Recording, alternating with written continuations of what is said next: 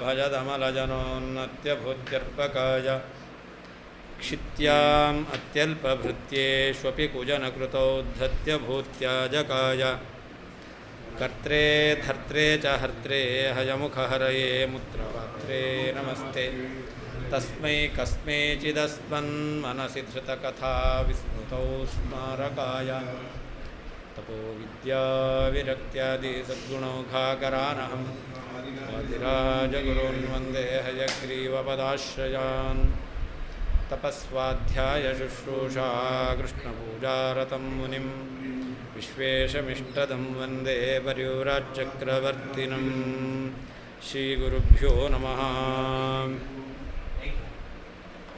सखायौ द्वौ सुपर्णौ च देहनीडकृतास्पदौ खादत्येकः पिप्पलान्नं निरन्नोऽप्यन्य ईश्वरः बलेन भूयान् स विभुः नित्यमुक्तस्ततो परः जीवो बद्धो विद्ययान्धः पूर्वो विद्यामयः किल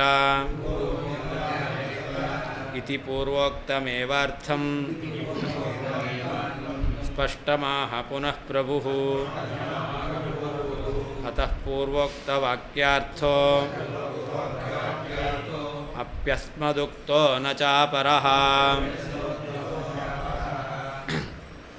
ನಾವು ಹೇಳಿದ ಅರ್ಥವೇ ಸರಿ, ಇತರರು ಹೇಳಿದ ಅರ್ಥ ಸರಿ ಅಲ್ಲ. ಮಾಯಾವಾದಿಗಳು ಹೇಳಿರ್ತಕ್ಕಂತಹ ಭಾಗವತದ ಅರ್ಥ ಸರಿ ಇಲ್ಲ. ಆಚಾರ್ಯರು ಹೇಳಿರುವಂಥ ಅರ್ಥವ ಅದು ಸಮಂಜಸವಾದದ್ದು ಅನ್ನೋದಕ್ಕೆ ಮುಂದಿನ ವಾಕ್ಯ. ಭಾಗವತದಲ್ಲೇ ಕೃಷ್ಣ ಪರಮಾತ್ಮನೇ ಉದ್ಧವನನ್ನು ಕುರಿತು ಹೇಳಿರುವಂತಹ ವಾಕ್ಯಗಳನ್ನೇ ಉದಾಹರಿಸಿ ಅದನ್ನು ಸ್ಪಷ್ಟ ಮಾಡಿಸ್ತಾ ಇದ್ದಾರೆ. ಏನಿದೆ ಭಾಗವತದಲ್ಲಿ ಅಂತಂದರೆ, ಕೃಷ್ಣದ ಸಖಾಯೌದ್ವೌ ಸುಪರ್ಣೌ ಚ ದೇಹ ನೀಡ ಕೃತಾಸ್ಪದೌ. ದೇಹ ಎಂಬುವ ನೀಡ ಅಂದರೆ ಗೂಡು, ದೇಹ ಎಂಬತಕ್ಕಂತಹ ಗೂಡಿನಲ್ಲಿ ಕೃತಾಸ್ಪದವು ಅದನ್ನೇ ವಾಸಸ್ಥಾನವನ್ನಾಗಿ ಮಾಡಿಕೊಂಡಿರ್ತಕ್ಕಂತಹ ಸುಪರ್ಣೌ ದ್ವೌ ಸಖಾಯೌ ಎರಡು ಪಕ್ಷಿಗಳು ಮಿತ್ರರಾಗಿದ್ದಾರೆ ಅಂತ. ಅದರಲ್ಲಿ ಖಾದತ್ಯೇಕಃ ಪಿಪ್ಪಲಾನ್ನಂ ಅಂತ. ಒಬ್ಬ ಪಿಪ್ಪಲಾನ್ನ, ಪಿಪ್ಪಲ ಅಂದರೆ ಕರ್ಮಫಲ, ಕರ್ಮಫಲದ ಅನ್ನ ಭೋಗ, ಅದನ್ನು ಒಬ್ಬ ಖಾದತಿ ಅನುಭವಿಸ್ತಾ ಇದ್ದಾನೆ. ಆದರೆ ನಿರನ್ನೋಪ್ಯನ್ನ ಈಶ್ವರ, ಅನ್ಯ ಈಶ್ವರ ನಿರನ್ನ, ಅವನಿಗೆ ಅನ್ನ ಇಲ್ಲ, ಅವನಿಗೆ ಯಾವತ್ತೂ ಏಕಾದಶಿ. ಅಂದ್ರೇನರ್ಥ? ಕರ್ಮಫಲ ಭೋಗ ಎಂಬತಕ್ಕಂಥದ್ದು ಇಲ್ಲ ಅಂತ ಅರ್ಥ. ನಿರನ್ನೋಪಿ ಬಲೇನ ಭೂಯಾನ್. ಏಕಾದಶಿ ಉಪವಾಸ ಮಾಡಿಬಿಟ್ರೆ ಪಾಠ ಬೇಡ ಏನು ಬೇಡ ಅಂತ ತಣ್ಣಗಿರೋಣ ಅಂತ ಅನಿಸುತ್ತೆ. ಆದರೆ ಬಲೇನ ಭೂಯಾನ್, ಭಗವಂತ ಕರ್ಮಫಲ ಭೋಗ ಮಾಡಲಿಲ್ಲ ಅಂದರೂ ಕೂಡ ಒಳ್ಳೆ ಗಟ್ಟಿಮುಟ್ಟಾಗಿ ಬಲಿಷ್ಠನಾಗೇ ಇದ್ದಾನೆ. ಸಹ ವಿಭುಹು, ಅದರಿಂದ ನಿತ್ಯಮುಕ್ತ, ಅವನೇ ನಿತ್ಯಮುಕ್ತನಾಗಿರ್ತಕ್ಕಂಥವನು. ಅಪರಹ ಜೀವ ಬದ್ಧ, ಅವನಿಗಿಂತ ಬೇರೆಯಾದ ಇನ್ನೊಬ್ಬ ಜೀವ ಇದ್ದಾನೆ, ಅವಿದ್ಯೆಯ ಬದ್ಧ, ಅವನು ಅವಿದ್ಯಾಬಂಧನಕ್ಕೆ ಒಳಗಾಗಿದ್ದಾನೆ. ಆದ್ದರಿಂದ ಅಂಧ, ಅವನು ಅಜ್ಞಾನದಿಂದ ಕುರುಡಾಗಿದ್ದಾನೆ ಅಂತ. ಅವಿದ್ಯೆಯಾಂಧ, ಅವಿದ್ಯೆಯ ಅಂಧ ಬದ್ಧ, ಅಜ್ಞಾನದಿಂದ ಕುರುಡಾದಂಥವನು ಸಂಸಾರ ಬಂಧನಕ್ಕೆ ಒಳಗಾಗಿದ್ದಾನೆ. ಪೂರ್ವ ವಿದ್ಯಾಮಯ, ಮೊದಲನೇವನಿದ್ದಾನಲ್ಲ ಅವನು ಏನಾಗಿದ್ದಾನೆ? ಅಲ್ಲ, ಪೂರ್ವ ಜೀವ ಬದ್ಧ ಅವಿದ್ಯೆಯ ಅಂಧ ವಿದ್ಯಾಮಯ ಕಿಲ. ಇನ್ನೊಬ್ಬ ವ್ಯಕ್ತಿ ಇದ್ದಾನಲ್ಲ ಅವನು ವಿದ್ಯಾಮಯ, ಜ್ಞಾನಸ್ವರೂಪಿ ಆಗಿದ್ದಾನೆ ಅಂತ ಅರ್ಥ. ಪೂರ್ವ ಅವಿದ್ಯಾ ವಿದ್ಯಾ. ಮೊದಲನೇವನು ಅಂದರೆ ಹಿಂದೆ ಹೇಳಿದ್ರಲ್ಲ ನಿತ್ಯಮುಕ್ತ ಅಂತ, ಅವನು ವಿದ್ಯಾಮಯ, ಮಯ ಅನ್ನೋದ್ರೆ ಪೂರ್ಣ ಅಂತ ಅರ್ಥ. ಪೂರ್ಣವಾದ ಜ್ಞಾನವುಳ್ಳವನಾಗಿದ್ದಾನೆ ಎಂಬುದಾಗಿ ಹೀಗೆ ಹಿಂದಿನ ಶ್ಲೋಕದಲ್ಲಿ ಹೇಳಿರ್ತಕ್ಕಂತಹ 2 ಶ್ಲೋಕಗಳಲ್ಲಿ ಹೇಳಿರ್ತಕ್ಕಂತಹ ಏನು ವಿಷಯ ಇದೆಯೋ ಅದನ್ನು ಕೃಷ್ಣ ಪರಮಾತ್ಮ ಸ್ಪಷ್ಟವಾಗಿ ಹೇಳ್ತಾ ಇದ್ದಾನೆ. ಜೀವನಿಗೆ ಅವಿದ್ಯೆಯಿಂದ ಬಂಧ ಎಂಬತಕ್ಕಂಥದ್ದಿದೆ. ನಾನು ಆ ಜೀವ ಕರ್ಮಫಲವನ್ನು ಭೋಗ ಮಾಡ್ತಾ ಇದ್ದಾನೆ. ನಾನು ಕರ್ಮಫಲ ಭೋಗ ಇಲ್ಲ, ಆದರೆ ಬಲೇನ ಭೂಯಾನ್, ಒಳ್ಳೆ ಬಲಿಷ್ಠನಾಗಿದ್ದೇನೆ, ನಾನು ಜ್ಞಾನಪೂರ್ಣನಾಗಿದ್ದೇನೆ. ಇಬ್ಬರೂ ಕೂಡ ಒಂದೇ ದೇಹ ಎಂಬತಕ್ಕಂತಹ ಗೂಡಿನಲ್ಲಿ ವಾಸ ಮಾಡ್ತಕ್ಕಂತಹ ಮಿತ್ರರಾಗಿದ್ದೇವೆ ಎಂಬುದಾಗಿ ಕೃಷ್ಣ ಪರಮಾತ್ಮ ಸ್ಪಷ್ಟವಾಗಿ ಉದ್ಧವನನ್ನು ಕುರಿತು ಹೇಳಿದ್ದಾನೆ. ಆದ್ದರಿಂದ ಪೂರ್ವೋಕ್ತ ವಾಕ್ಯಾರ್ಥ ಅಸ್ಮದುಕ್ತ ಅಂತ ನಾವು ಹೇಳಿರ್ತಕ್ಕಂತಹ ವಾಕ್ಯಾರ್ಥವೇ ಸರಿ, ಬೇರೆ ಅರ್ಥ ಎಂಬತಕ್ಕಂಥದ್ದು ಇತರರು ಹೇಳ್ತಕ್ಕಂಥ ಅರ್ಥ ಸರಿ ಅಲ್ಲ ಅಂತ ಕೊನೆ ವಾಕ್ಯ ಇದೆಯಲ್ಲ, ಅದು ವಾದಿರಾಜರು ಹೇಳ್ತಕ್ಕಂಥದ್ದು.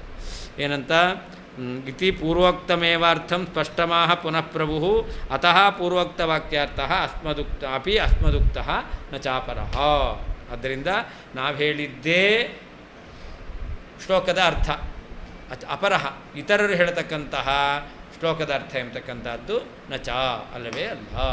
ಮಿಥ್ಯಾ ಭೂತವಾದಂತಹ ಗುಣಗಳಿಂದ ಜೀವನಿಗೆ ಮಿಥ್ಯಾಭೂತವಾದ ಬಂಧನ, ಜೀವನಿಗೆ ಮೋಕ್ಷ ಎಂಬತಕ್ಕಂಥದ್ದು ಅದು ಕೂಡ ಮೇಲ್ನೋಟಕ್ಕೆ ವಾಸ್ತವಿಕವಾದದ್ದಲ್ಲ ಅಂತ ತಿಳಿದು ಬರ್ತಾ ಇದೆ. ವಾಸ್ತವಿಕವಾಗಿ ಮೋಕ್ಷ ವಾಸ್ತವಿಕವೇ, ಅದರಿಂದ ಅರ್ಥವೂ ಸಮಂಜಸ ಆಗೋದಿಲ್ಲ, ಆ ಅರ್ಥವೂ ಅಲ್ಲ. ಕರ್ಮಫಲ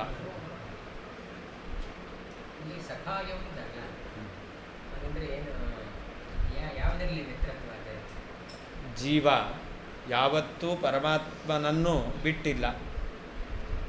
ಒಬ್ಬ ಮಿತ್ರರು ಪರಸ್ಪರ ಒಬ್ಬರನ್ನೊಬ್ಬರು ಬಿಟ್ಟಿರಲ್ಲ. ಹಾಗೆ ಜೀವ ಪರಮಾತ್ಮನನ್ನು ಬಿಟ್ಟಿಲ್ಲ, ಪರಮಾತ್ಮ ಜೀವನನ್ನು ಬಿಟ್ಟಿಲ್ಲ. ಅದರಿಂದಾಗಿ ಸಖಾಯ. ಆದರೆ ಪರಮಾತ್ಮನಿಗೆ ಜೀವನಿಂದ ಏನಾಗಬೇಕಾಗಿಲ್ಲ, ಜೀವ ಎಲ್ಲವೂ ಪರಮಾತ್ಮನಿಂದ ಪಡೆದಿದ್ದ.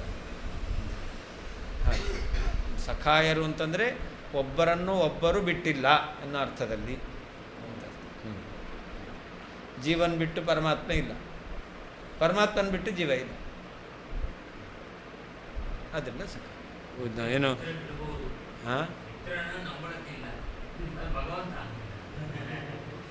ಅದಕ್ಕೆ ಎಂಥ ಮಿತ್ರರು ಅಂತಂದರೆ ಭಗವಂತನನ್ನು ಅನಿಮಿತ್ತ ಬಂಧು ಅಂತ ಕರೆಯೋದು.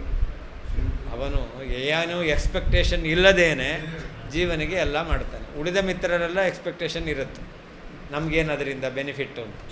ಪರಮಾತ್ಮ ಅವನಿಗೆ ಬೆನಿಫಿಟ್ ಯಾವುದು ಬೇಕಾಗಿಲ್ಲ.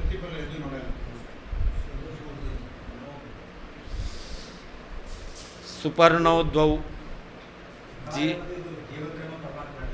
ಹಾಂ ಏನು ಹಾಂ ಜೀವ ಪರಮಾತ್ಮರಿಗೆ ಹೇಳ್ತಕ್ಕಂಥ. ಜೀವ ಲಕ್ಷ್ಮಿ ಅಲ್ಲ, ಪರಮಾತ್ಮ ಲಕ್ಷ್ಮಿ ಆಗ್ಬೋದು. ಹಾಂ ಅವರು ಸಕಾಯನ ಆಗುತ್ತೆ. ಯಾಕೆ ಲಕ್ಷ್ಮಿಯನ್ನು ಬಿಟ್ಟು ಪರಮಾತ್ಮ ಇಲ್ಲ, ಪರಮಾತ್ಮ ಲಕ್ಷ್ಮಿ ಇಲ್ಲ. ಅಲ್ಲಿಯೂ ಹಾಗೆ ಜೀವನಿಗೆ ಹೇಗೆ ಪರಮಾತ್ಮನ ಅಪೇಕ್ಷೆ ಇದೆಯೋ, ಪರಮಾತ್ಮನಿಗೆ ಜೀವನ ಅಪೇಕ್ಷೆ ಇಲ್ವೋ, ಲಕ್ಷ್ಮೀದೇವಿಗೆ ಪರಮಾತ್ಮನ ಅಪೇಕ್ಷೆ ಇದೆ, ಪರಮಾತ್ಮ ಲಕ್ಷ್ಮೀದೇವಿ ಅಪೇಕ್ಷೆ ಇಲ್ಲ.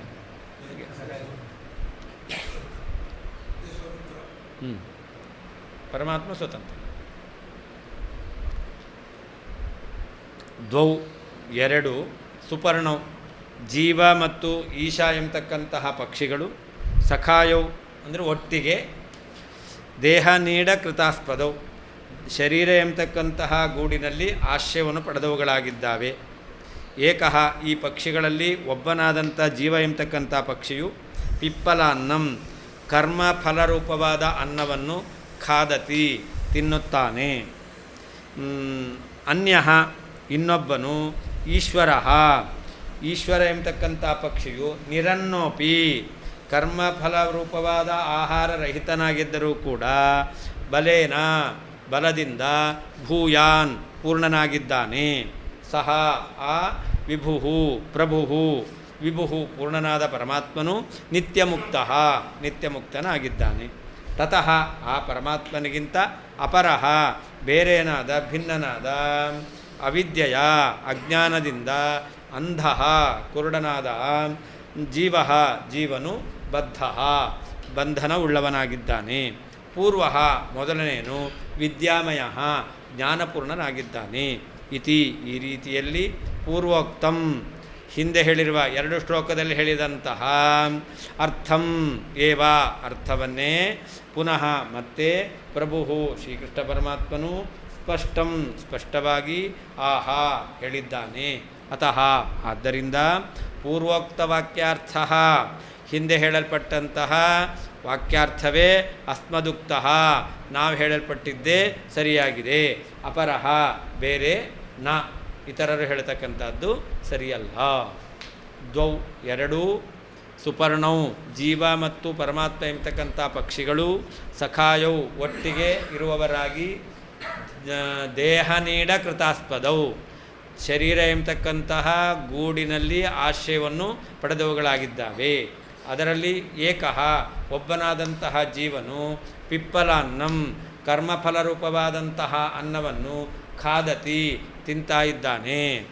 ಈಶ್ವರ ಪರಮಾತ್ಮ ಎಂಬತಕ್ಕಂತಹ ಪಕ್ಷಿಯು ನಿರನ್ನೋಪಿ ಕರ್ಮಫಲವನ್ನು ಭೋಗ ಮಾಡದಿದ್ದರೂ ಕೂಡ ಬಲದಿಂದ ಭೂಯಾನ್ ಪೂರ್ಣನಾಗಿದ್ದಾನೆ.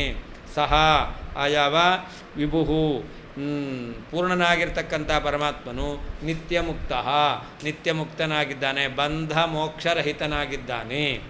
ನ ಮೋಕ್ಷ ನ ಬಂಧನಂ ಎಂಬತಕ್ಕಂಥದ್ದು ಅದರ ಅರ್ಥ. ತತಃ ಅವನಿಂದ ಅಪರಹ ಬೇರೆಯಾದಂತಹ ಜೀವನು ಅವಿದ್ಯೆಯ ಅಜ್ಞಾನದಿಂದ ಅಂಧಃ ಕುರುಡನಾಗಿ ಬದ್ಧ ಬಂಧನಕ್ಕೆ ಒಳಗಾಗಿದ್ದಾನೆ. ಪೂರ್ವ ಮೊದಲನೆಯವನಾದ ಪರಮಾತ್ಮನು ವಿದ್ಯಾಮಯ ಜ್ಞಾನಪೂರ್ಣನಾಗಿದ್ದಾನೆ. ಈ ರೀತಿಯಾಗಿ ಪೂರ್ವೋಕ್ತಂ ಹಿಂದೆ 2 ಶ್ಲೋಕಗಳಲ್ಲಿ ಹೇಳಲ್ಪಟ್ಟಂತಹ ಅರ್ಥಂ ಏವ ಅರ್ಥವನ್ನೇ ಪುನಃ ಮತ್ತೆ ಸಹ ಪ್ರಭು ಸಮರ್ಥನಾದ ಕೃಷ್ಣನು ಸ್ಪಷ್ಟವಾಗಿ ಆಹಾ ಹೇಳಿದ್ದಾನೆ. ಅತಃ ಆದ್ದರಿಂದ ಅಸ್ಮದುಕ್ತ ನಮ್ಮಿಂದ ಹೇಳಲ್ಪಟ್ಟಂತಹ ಅರ್ಥವೇ ಪೂರ್ವೋಕ್ತ ವಾಕ್ಯಾರ್ಥ ಹಿಂದೆ ಬಂದಂಥ ಶ್ಲೋಕಗಳ ಅರ್ಥವಾಗಿದೆ. ಅಪರಹ ಇತರರು ಹೇಳ್ತಕ್ಕಂಥ ಅರ್ಥವು ನಚ ಶ್ಲೋಕಾರ್ಥ ಅಲ್ಲ.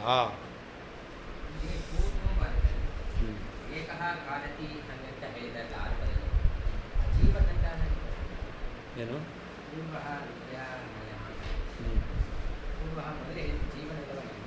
ಅಲ್ಲಿ ಏನು ಅಲ್ಲ ಹೇಳ್ತೇನೆ ಹಾಗಲ್ಲ. ಅಲ್ಲಿ ಹೇಳಿದ್ದು ಬಲಹ ಅಲ್ಲ ಈಶ್ವರ ನಿರನ್ನೋಪಿ ಬಲೇನ ಭೂಯಾನ್ ತತಃ ಅಪರಹ ಅವಿದ್ಯೆಯ ಅಂಧಃ ಅಂತ ಹೇಳಿದ್ದು. ತತಃ ಅಪರಹ ಅಂತ ಹೇಳಿದ್ರು. ಅವನಿಗಿಂತ ಬೇರೆಯಾದವನು ಅವನನ್ನು ಅವಿದ್ಯೆಯ ಅಂಧಃ ಬದ್ಧ ಅಂತ ಹೇಳಿದ್ರು. ಅವ ಪೂರ್ವ ಯಾರಾದರೂ ಅವಾಗ ಪರಮಾತ್ಮ. ಅಧುನಾ ಪೂರ್ವೋಕ್ತ ಅರ್ಥ ದೃಢೀಕರಣಾಯ ಸುಪರ್ಣೌ ಏತೌ ಸಖಾಯೌ ಸಯುಜೌ ಸಖಾಯೌ ಯದೃಚ್ಛಯಾ ಕೃತ ನೀಡೌ ಚ ವೃಕ್ಷೇ ಏಕಸ್ತಯೋಖಾದತಿ ಪಿಪ್ಪಲಾನ್ನಂ ಅನ್ಯೋ ನಿರನ್ನೋಪಿ ಬಲೇನ ಭೂಯಾನ್ ಆತ್ಮಾನಮನ್ಯಂಚ ಸವೇದ ವಿದ್ವಾನ್ ಅಪಿಪ್ಪಲಾದಃ ನತು ಪಿಪ್ಪಲಾದಃ ಯೋ ವಿದ್ಯಯಾಂಧಃ ತತು ನಿತ್ಯಬದ್ಧಃ ವಿದ್ಯಾಮಯೋ ಯಸ್ಸತು ನಿತ್ಯಮುಕ್ತಃ ಇತಿ ಉತ್ತರಶ್ಲೋಕದ್ವಯಾರ್ಥಂ ಸಂಗೃಹ್ಯಾಹ ಸಖಾಯೌ ದ್ವೌ ಇತಿ ಅಂತ ಭಾಗವತದಲ್ಲಿ ಬರತಕ್ಕಂಥ 2 ಶ್ಲೋಕ. ಸುಪರ್ಣೌ ಏತೌ ಸಯುಜೌ ಸಖಾಯೌ ಯದೃಚ್ಛಯ ಕೃತ ನೀಡೌ ಚ ವೃಕ್ಷೇ ಏಕಃ ತಯೋಃ ಖಾದತಿ ಪಿಪ್ಪಲಾನ್ನಂ ಅನ್ಯಃ ನಿರನ್ನೋಪಿ ಬಲೇನ ಭೂಯಾನ್ ಅಂತ ಒಂದು ಶ್ಲೋಕ. ಇನ್ನೊಂದು ಆತ್ಮಾನಮನ್ಯಂಚ ಸವೇದ ವಿದ್ವಾನ್ ಅಪಿಪ್ಪಲಾದಃ ನತು ಪಿಪ್ಪಲಾದಃ ಯೋ ಅವಿದ್ಯೆಯ ಅಂಧಃ ಸತು ನಿತ್ಯಬದ್ಧಃ ವಿದ್ಯಾಮಯಃ ಯಸ್ಸತು ನಿತ್ಯಮುಕ್ತಃ ಅಂತ ಇದೆರಡೂ ಕೂಡ ಭಾಗವತದಲ್ಲಿ ಬಂದಿರತಕ್ಕಂಥದ್ದು. 11ನೇ ಅಧ್ಯಾಯ 11ನೇ ಸ್ಕಂದ ಅಲ್ಲಿ ಬಂದಿರತಕ್ಕಂಥದ್ದು.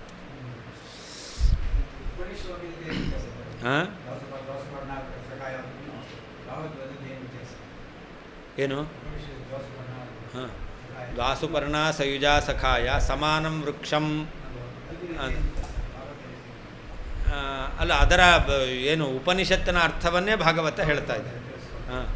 ಉಪನಿಷದ ಅರ್ಥವನ್ನೇ ಭಾಗವತ ತಿಳಿಸ್ಕೊಡ್ತಾ ಇದೆ.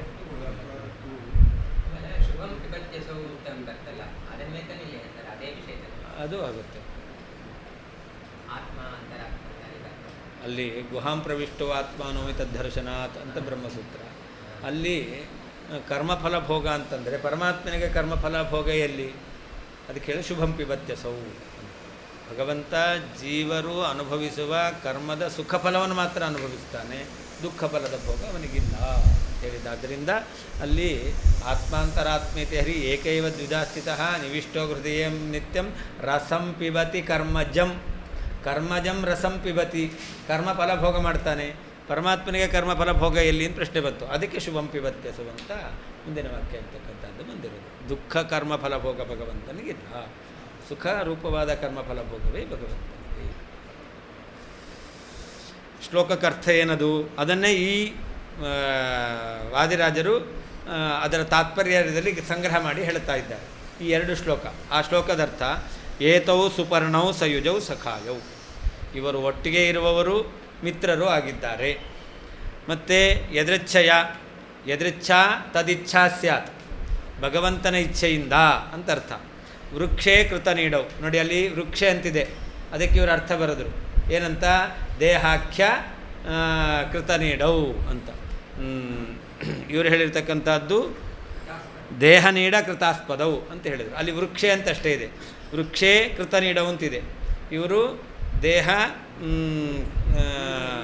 ದೇಹಕ್ಕೆ ಕೃತ ನೀಡವು ಅಂತ ಹೇಳಿದ್ದಾರೆ.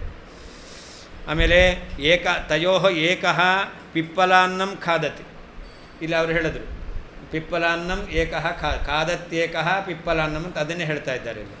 ಆಮೇಲೆ ಅನ್ಯ ನಿರನ್ನೋಪಿ ಬಲೇನ ಭೂಯಾನ್, ಇಲ್ಲಿ ನಿರನ್ನೋಪಿ ಸ ಈಶ್ವರ ಬಲೇನ ಭೂಯಾನ್ ಅಂತ ಮುಂದಿನ ಶ್ಲೋಕದಲ್ಲಿ ಹೇಳ್ತಾ ಇದ್ದಾರೆ, ಅದೇ ಅರ್ಥ.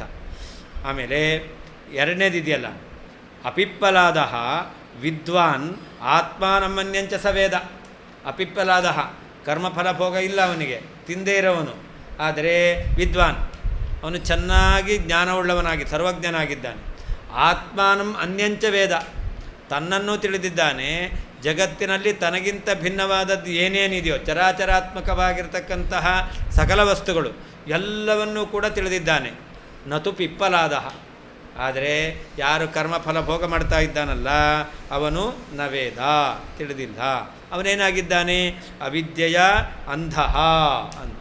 ಅವನು ಯಾರು ಕರ್ಮಫಲ ಭೋಗ ಮಾಡ್ತಾ ಇದ್ದಾನೋ ಅಜ್ಞಾನದಿಂದ ಕುರುಡನಾಗಿದ್ದಾನೆ. ಆದ್ದರಿಂದಲೇ ಅವನಿಗೆ ಸಂಸಾರ ಬಂಧನ ಇದೆ. ಆದರೆ ಆ ಜೀವ ಸತು ನಿತ್ಯಬದ್ಧ, ನೋಡಿ ಅವನು ನಿತ್ಯಬದ್ಧ. ಶ್ರುತಿ ಭಾಗವತ ಹೇಳ್ತಾ ಇದೆ, ಜೀವ ಅವನು ನಿತ್ಯಬದ್ಧ. ಇನ್ನೊಬ್ಬ ಇದ್ದಾನಲ್ಲ ವಿದ್ಯಾಮಯ ಎಸ್ತು, ಯಾರು ವಿದ್ವಾನ್ ಅಂತ ಹೇಳಿದ್ರು, ಅಪಿಪ್ಪಲಾದ ಅಂತ ಹೇಳಿದ್ರು, ಜ್ಞಾನಪೂರ್ಣನಾಗಿದ್ದಾನಲ್ಲ ಅವನು ನಿತ್ಯ ಮುಕ್ತ ಅಂತ ಸ್ಪಷ್ಟವಾಗಿ ಭಾಗವತ ಹೇಳ್ತಾ ಇದೆ. ಇತಿ ಉತ್ತರ ಶ್ಲೋಕದ್ವಯಾರ್ಥಂ ಸಂಗ್ರಹ್ಯ ಭಾಗವತದ ಎರಡು ಶ್ಲೋಕಗಳ ಅರ್ಥವನ್ನು ಸಂಗ್ರಹ ಮಾಡಿ ವಾದಿರಾಜರು ಇಲ್ಲಿ ಹೇಳ್ತಾ ಇದ್ದಾರೆ.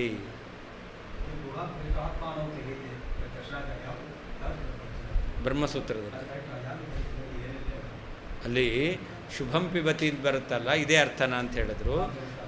ಅದಕ್ಕೆ ಅಲ್ಲಿ ಗುಹಾಂ ಪ್ರವಿಷ್ಟೋ ಆತ್ಮಾನೋ ತದ್ದರ್ಶನಾತ್ ಅಂತ ಸೂತ್ರ ಇದೆ.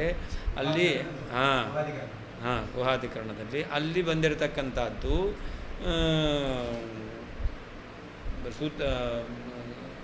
ಏನು ಕಾಟಕೋಪನಿಷತ್ತಿನಲ್ಲಿ ಬರತಕ್ಕಂಥದ್ದು.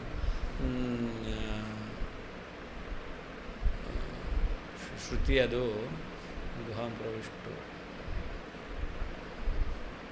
ಎರಡು ರೂಪಗಳು ಪರಮೇ ಪರಾರ್ಧೆ. ಮೊದಲನೇದು ನೆನಪಾಗ್ತಾ ಇಲ್ಲ. ಸುಕೃತಸ್ಯ ಲೋಕೆ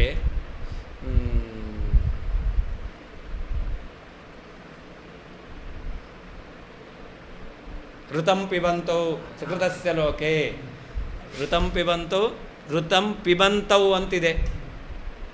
ಪಿಬಂತೌ ಅಂದರೆ ಪಾನ ಮಾಡೋದು ಅಂದರೆ ತಿನ್ನೋದು ಅಂತ ಅರ್ಥ ಆಯಿತಾ. ಸುಕೃತಸ್ಯ ಪಿಬಂತೌ, ಸುಕೃತಸ್ಯ ಲೋಕೆ ಅದಕ್ಕೆ ಏನು ಪುಣ್ಯದಿಂದ ನಿರ್ಮಿತವಾಗಿರ್ತಕ್ಕಂಥ ಶರೀರದಲ್ಲಿರ್ತಕ್ಕಂಥವರು ಎರಡು ರೂಪವನ್ನು ಹೇಳಿದ್ದಾರೆ. ಅದರಿಂದ ಅಲ್ಲಿ ಯಾರು ಎರಡು ರೂಪ ಅಂತ ಪ್ರಶ್ನೆ ಬಂದರೆ ಅದಕ್ಕೆ ಗುಹಾಂ ಪ್ರವಿಷ್ಟೋ ಆತ್ಮಾನೌ, ಎರಡೂ ಭಗವಂತನದ್ದೇ ರೂಪ ಅಂತ ಅಲ್ಲಿ ನಿರ್ಣಯ ಮಾಡಿದ್ದಾರೆ. ಹೃದಯ ಗುಹೆಯಲ್ಲಿರ್ತಕ್ಕಂಥ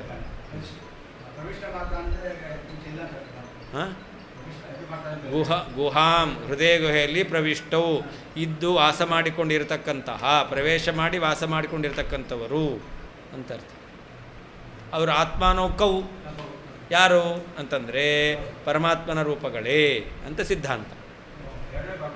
ಎರಡೂ ಆತ್ಮಾಂತರಾತ್ಮ ಎಂಬತಕ್ಕಂಥದ್ದು ಎರಡೂ ಪರಮಾತ್ಮನ ರೂಪ. ಹಾಂ, ಶರೀರದ ಒಳಗಿರ್ತಕ್ಕಂಥ ಒಂದು ರೂಪ, ಆತ್ಮನ ಒಳಗಡೆ ಇರತಕ್ಕಂಥ ಒಂದು ರೂಪ, ಎರಡೂ ಪರಮಾತ್ಮನ ರೂಪ. ಈ ಶರೀರದಲ್ಲೇ ಇರತಕ್ಕಂಥದ್ದು ಎರಡೂ ಭಗವಂತನ ರೂಪ. ಅದು ಋತಂಪಿ ಬಂತು, ಅದು ಫಲವನ್ನು, ಕರ್ಮಫಲವನ್ನು ಅನುಭವಿಸ್ತಾ ಇದೆ. ಕರ್ಮಫಲ ಅಂದರೆ ಏನು ಅಂತ ಪ್ರಶ್ನೆ ಬರುತ್ತೆ. ಅದಕ್ಕೆ ಹೇಳಿದ್ದು ಹೃದಯ ಗುಹಾ, ಹೃದಯ ಗುಹೆಯಲ್ಲಿ ಪ್ರವೇಶ ಮಾಡಿರ್ತಕ್ಕಂಥ, ಪ್ರವಿಷ್ಟವು ಪ್ರವೇಶ ಮಾಡಿರ್ತಕ್ಕಂಥವರು, ಗುಹಾಂ ಪ್ರವಿಷ್ಟವು ಆತ್ಮಾನೌ ಎರಡೂ ಭಗವಂತನ ರೂಪಗಳೇ ಅಂತ. ಯಾಕೆ ತದ್ದರ್ಶನ, ಶ್ರುತಿ ಆ ರೀತಿಯಲ್ಲಿ ಹೇಳಿದೆ. ಕೆಲವರು ಜೀವ ಪರಮಾತ್ಮ ಅಂತ ಅರ್ಥ ಮಾಡಿದ್ದಾರೆ, ಇನ್ನು ಕೆಲವರು ಮನಸ್ಸು ಮತ್ತು ಪರಮಾತ್ಮ ಅಂತ ಅರ್ಥ ಮಾಡಿದ್ದಾರೆ. ಅದೆರಡನ್ನೂ ನಿರಾಕರಣೆ ಮಾಡಲಿಕ್ಕೆ ಆಚಾರ್ಯರು ಆತ್ಮಾನೋ, ವೇದವ್ಯಾಸದೇವರು ಆತ್ಮಾನೋ ಎರಡೂ ಭಗವಂತನ ರೂಪವೇ. ಭಗವಂತನಿಗೆ ಕರ್ಮಫಲ ಭೋಕ್ತೃತ್ವ ಇಲ್ವಲ್ಲ, ಅದಕ್ಕೆ ಶುಭಂ ಪಿಬತ್ಯ ಸೌ.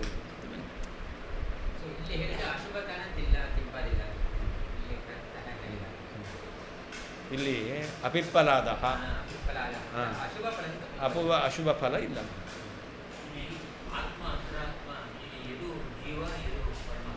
ಎರಡೂ ಪರಮಾತ್ಮನೇ, ಆತ್ಮ ಅಂತರಾತ್ಮ ಅನ್ನೋದು ಎರಡೂ ಪರಮಾತ್ಮನೇ, ಜೀವ ಅಲ್ಲ. ಜೀವನ ಒಳಗಡೆ ಇರುವ ಭಗವಂತನದ್ದು ಎರಡು. ಹಾಂ, ಪರಮಾತ್ಮನ ಬಗ್ಗೆ ಹೇಳ್ತಾ ಇದ್ದಾರೆ, ಜೀವನ ಬಗ್ಗೆ ಹೇಳಲೇ ಇಲ್ಲ. ಸಹ ವಿಭು ನಿತ್ಯಮುಕ್ತ ಇತ್ಯುತ್ತರೇಣ ಅನ್ವಯ ಅಂತ. ಅಲ್ಲಿ ಸವಿಭು ನಿತ್ಯಮುಕ್ತ ಅಂತ, ಎಲ್ಲಿ ಬಲೇನ ಭೂಯಾನ್ ಸವಿಭು ನಿತ್ಯಮುಕ್ತ ಅಂತ ಇದೆ. ಆ ನಿತ್ಯಮುಕ್ತ ಇದೆಯಲ್ಲ, ಸತು ನಿತ್ಯಮುಕ್ತ ಅಂತಿದೆ, ಅಲ್ಲಿಂದ ಅನ್ವಯ ಮಾಡ್ಕೊಳ್ಬೇಕು. ಈ ಶ್ಲೋಕದಲ್ಲಿ ಕೊನೆಯಲ್ಲಿ ನಿತ್ಯಮುಕ್ತ ಇದೆ, ಸವಿಭು ನಿತ್ಯಮುಕ್ತ. ನತು ತತಃ ನಿತ್ಯಮುಕ್ತಾತ್ ಪರಮಾತ್ಮನಃ ಅಪರಃ ಅನ್ಯಃ. ಅಲ್ಲಿದೆ ನೋಡಿ ಶ್ಲೋಕದಲ್ಲಿ, ವಿಭು ನಿತ್ಯಮುಕ್ತ ತತಃ ಅಪರಃ ಅಂತಿದೆ. ತತಃ ಅಪರ ಅಂದ್ರೇನು? ನಿತ್ಯಮುಕ್ತಾತ್, ನಿತ್ಯಮುಕ್ತನಾದ ಪರಮಾತ್ಮ, ಪರಮಾತ್ಮನಿಗಿಂತ ಅಪರಃ, ಅದಕ್ಕೆ ಅನ್ಯಃ, ಪರಮಾತ್ಮನಿಗಿಂತ ಬೇರೆಯಾದವನು. ಅವನು ಬದ್ಧ ಅವಿದ್ಯೆಯ ಅಂಧಃ ಇತಿ ಪದಚ್ಛೇದ. ಅವನು ಬದ್ಧ ಅವಿದ್ಯೆಯಾಂಧಃ ಅಂತ. ಅವಿದ್ಯೆಯ ಅಂಧಃ, ಅಜ್ಞಾನದಿಂದ ಕುರುಡನಾಗಿದ್ದಾನೆ. ಯೋ ವಿದ್ಯೆಯಾಂಧ ಸತು ನಿತ್ಯಬದ್ಧ ಇತ್ಯಸ್ಯ ಪ್ರತಿಪದಂ ಇದಂ ಅಂತ. ಇದು ಯೋ ವಿದ್ಯೆಯಾಂಧ ಸತು ನಿತ್ಯಬದ್ಧ ಎಂಬುದಾಗಿ ಯಾವ ಭಾಗವತದ ವಾಕ್ಯ ಇದೆ, ಅದನ್ನು ವಾದಿರಾಜ ತೀರ್ಥರು ಈ ವಾಕ್ಯದಿಂದ ಬದ್ಧ ಅವಿದ್ಯೆಯ ಅಂಧಃ ಎಂಬತಕ್ಕಂಥ ಪದಗಳಿಂದ ಹೇಳಿದ್ದಾರೆ. ಅದರ ಪ್ರತಿಪದ, ಅದರ ಪ್ರತಿರೂಪವಾದಂತಹ ಪದಗಳು ಅಂತ. ಹಾಂ, ಅಲ್ಲಿ ವಿದ್ಯೆಯ ಅಂತ ಮಾಡ್ಕೊಳ್ಬಾರ್ದು, ವಿದ್ಯೆಯ ಅಂತ ಪದಚ್ಛೇದ ಮಾಡಬಾರ್ದು, ಅವಿದ್ಯೆಯ ಅಂಧಃ ಅಂತ ಮಾಡ್ಕೊಳ್ಬೇಕು. ಅಲ್ಲಿ ಜೀವ ಬದ್ಧೋ ವಿದ್ಯೆಯ ಅಂತ ನಾನು ಹೇಳ್ತಾ ಇಲ್ಲಿ ವಾದಿರಾಜರ ಶ್ಲೋಕದಲ್ಲಿ ಜೀವೋ ಬದ್ಧೋ ವಿದ್ಯೆಯಾಂಧಃ ಅಂತಿದೆ. ಜೀವ ಬದ್ಧ ಅನ್ನೋದನ್ನು ನಾವು ಜೀವ ಬದ್ಧ ಅಂತಿಟ್ಕೊಂಡು ಮುಂದಿರ್ತಕ್ಕಂಥದ್ದನ್ನು ವಿದ್ಯೆಯ ಅಂತನೂ ವಿಭಾಗ ಮಾಡಬಹುದು, ಅವಿದ್ಯೆಯ ಅಂತನೂ ವಿಭಾಗ ಮಾಡಬಹುದು. ವಿದ್ಯೆಯ ಅಂತ ವಿ ಎಂಬತಕ್ಕಂಥದ್ದು ಮುಂದಿದ್ರೂ ಕೂಡ ಬದ್ಧೋ ಅಂತಲೇ ಆಗುತ್ತೆ ವ್ಯಾಕರಣ ರೀತಿ. ಅಕಾರ ಇದ್ದರೂ ಕೂಡ ಬದ್ಧೋ ಅಂತಲೇ ಆಗುತ್ತೆ. ಗೊತ್ತಾಯ್ತಾ? ಹಾಂ, ಅಕಾರ ಇದ್ದರೂ ಬದ್ಧೋ ಅವಿದ್ಯೆಯ ಅಂತಲೇ ಆಗೋದು, ಅಕಾರ ಇಲ್ದಿದ್ರೂ ಕೂಡ ಬದ್ಧೋ ವಿದ್ಯೆಯ ಅಂತಲೇ ಆಗೋದು. ಹಾಗಾದ್ರೆ ಏನು ವಿಭಾಗ ಮಾಡ್ತೀರಾ? ಬದ್ಧೋ ವಿದ್ಯೆಯ ಅಂತ ಮಾಡ್ತಿರೋ, ಬದ್ಧೋ ಅವಿದ್ಯೆಯ ಅಂತ ಮಾಡ್ತಿರೋ? ಹಾಂ, ಎಲ್ಲಿ? ಅದು ನೀವು ಹಾಕ್ಕೊಂಡು, ನಿಮಗೆ ಗೊತ್ತಾಗಲಿ ನೀವು ಹಾಕ್ಕೊಂಡಿರೋದು. ಉಚ್ಚಾರ ಮಾಡ್ಬೇಕಾದ್ರೆ ಅವಗ್ರಹ ಅಂತ ಹೇಳಿಕ್ಕೆ ಬರುತ್ತಾ? ಇನ್ನೇನು ಜೀವೋ ಬದ್ಧೋ ವಿದ್ಯೆಯಾಂಧಃ, ಜೀವೋ ಬದ್ಧೋ ವಿದ್ಯೆಯಾಂಧಃ. ಹಾಂ, ಇಲ್ಲ ಅಂದೆ ಜೀವ ಬದ್ಧ ವಿದ್ಯೆಯ. ಇದು ಇವ್ರ ವಾಕ್ಯ, ಯುಕ್ತಿ ವಾದಿರಾಜರ ವಾಕ್ಯ. ಏನು ಜೀವೋ ಬದ್ಧೋ ವಿದ್ಯೆಯಾಂಧ ಅಂತ ವಾಕ್ಯ ಇದೆ. ಈ ವಾಕ್ಯವನ್ನು ಯಾವ ರೀತಿಯಲ್ಲಿ ವಿಭಾಗ ಮಾಡಬೇಕು? ಜೀವ ಬದ್ಧ ವಿದ್ಯೆಯ ಅಂಧ ಅಂತ ಮಾಡಬೇಕು, ಜೀವ ಬದ್ಧ ಅವಿದ್ಯೆಯ ಅಂಧ ಅಂತ ಮಾಡಬೇಕು. ಯಾಕೆಂದರೆ ಬದ್ಧೋ ಅನ್ನೋದಿದೆಯಲ್ಲ ಓಕಾರ, ಅದು ವಿ ಅನ್ನೋದು ಪರದಲ್ಲಿದ್ದರೂ ಬದ್ಧೋ ಅಂತ ಆಗುತ್ತೆ, ಆ ಪರದಲ್ಲಿದ್ದರೂ ಏನಾಗುತ್ತೆ ಬದ್ಧೋ ಅಂತಲೇ ಆಗುತ್ತೆ. ಎರಡೂ ಕಡೆಯಲ್ಲಿ ರೂಪ ಸಮಾನ. ಬದ್ಧ ಅಂತ ಇರ್ಬೋದು, ಅಲ್ಲ ಬದ್ಧ ಮುಂದಿನದ್ದು ವಿದ್ಯೆ ಅಂತಲೂ ಮಾಡ್ಬೋದು, ಬದ್ಧ ಅವಿದ್ಯಾ ಅಂತಲೂ ಪದ ವಿಭಾಗ ಮಾಡ್ಬೋದು. ಯಾವ ರೀತಿ ಪದ ವಿಭಾಗ ಮಾಡಬೇಕು ನೀವು ಉಚ್ಚಾರಣೆ ಮಾಡಿರಿ. ಜೀವೋ ಬದ್ಧೋ ವಿದ್ಯೆಯಾಂಧ.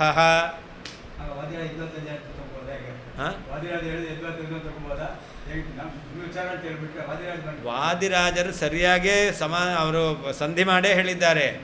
ಓದಬೇಕಾದ್ರೆ ಅವಗ್ರಹ ಪ್ರಿಂಟಲ್ಲಿ ಹಾಕಿದ್ದಾರೆ, ಗೊತ್ತಾಯಿತು. ಪ್ರಿಂಟಲ್ಲಿ ಆವಾಗಿನ ಕಾಲದಲ್ಲಿ ಅವಗ್ರಹ ಚಿಹ್ನೆ ಎಲ್ಲ ಇರಲಿಲ್ಲ, ಆಮೇಲೆ ಬಂದಿದ್ದದು, ನಾವೆಲ್ಲ ಮಾಡ್ಕೊಂಡಿದ್ದು ನಮ್ಗೆ ಅನುಕೂಲ ಆಗಲಿ ಅಂತ. ಅದಕ್ಕೆ ಅವ್ರು ಹೇಳ್ತಾ ಇದ್ದಾರೆ ಅವಗ್ರಹ ಚಿಹ್ನೆ ಅಲ್ಲ, ಇಲ್ದಿದ್ರೂ ಕೂಡ ಈ ರೀತಿಯಲ್ಲೇ ಪದ ವಿಭಾಗ ಅಂತ.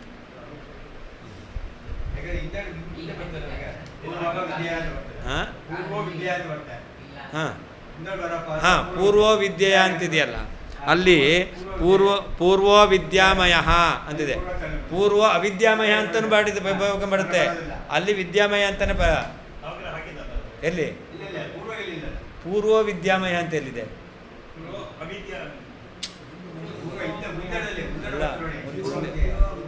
ಅದ್ರ ಹಿಂದಿನ ವಾಕ್ಯದಲ್ಲಿ ಅಲ್ಲೇ ಪೂರ್ವೋ ವಿದ್ಯಾಮಯ ಪ್ರಭು ಇದೆಯಲ್ಲ,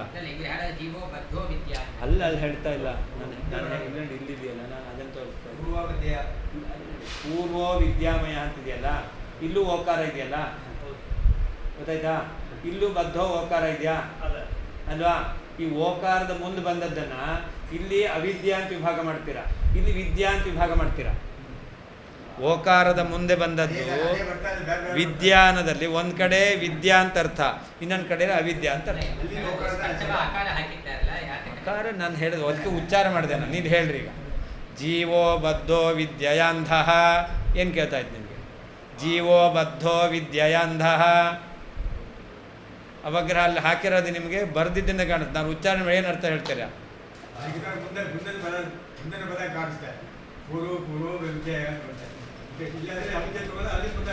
ಅದರಿಂದ ಅಲ್ಲಿ ಪದ ವಿಭಾಗ ಹೇಗೆ ಮಾಡಬೇಕು ಹೇಳ್ತಾರೆ.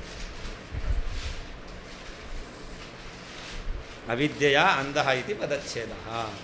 ಯಹ ಅವಿದ್ಯೆಯ ಅಂಧಃ ಸತು ನಿತ್ಯಬದ್ಧ ಇತ್ಯಸ್ಯ ಪ್ರತಿಪದಂ ಇದಂ. ಏನು ಭಾಗವತ ವಾಕ್ಯ ಇದೆ ಅದನ್ನೇ ಇವರು ಈ ರೀತಿಯಲ್ಲಿ ಯೋ ವಿದ್ಯೆಯ ಬದ್ಧ ಯಹ ಅವಿದ್ಯೆಯ ಅಂಧಃ ಬದ್ಧ ಜೀವ ಅಂತ ಅರ್ಥ ಮಾಡಿದ್ದಾರೆ.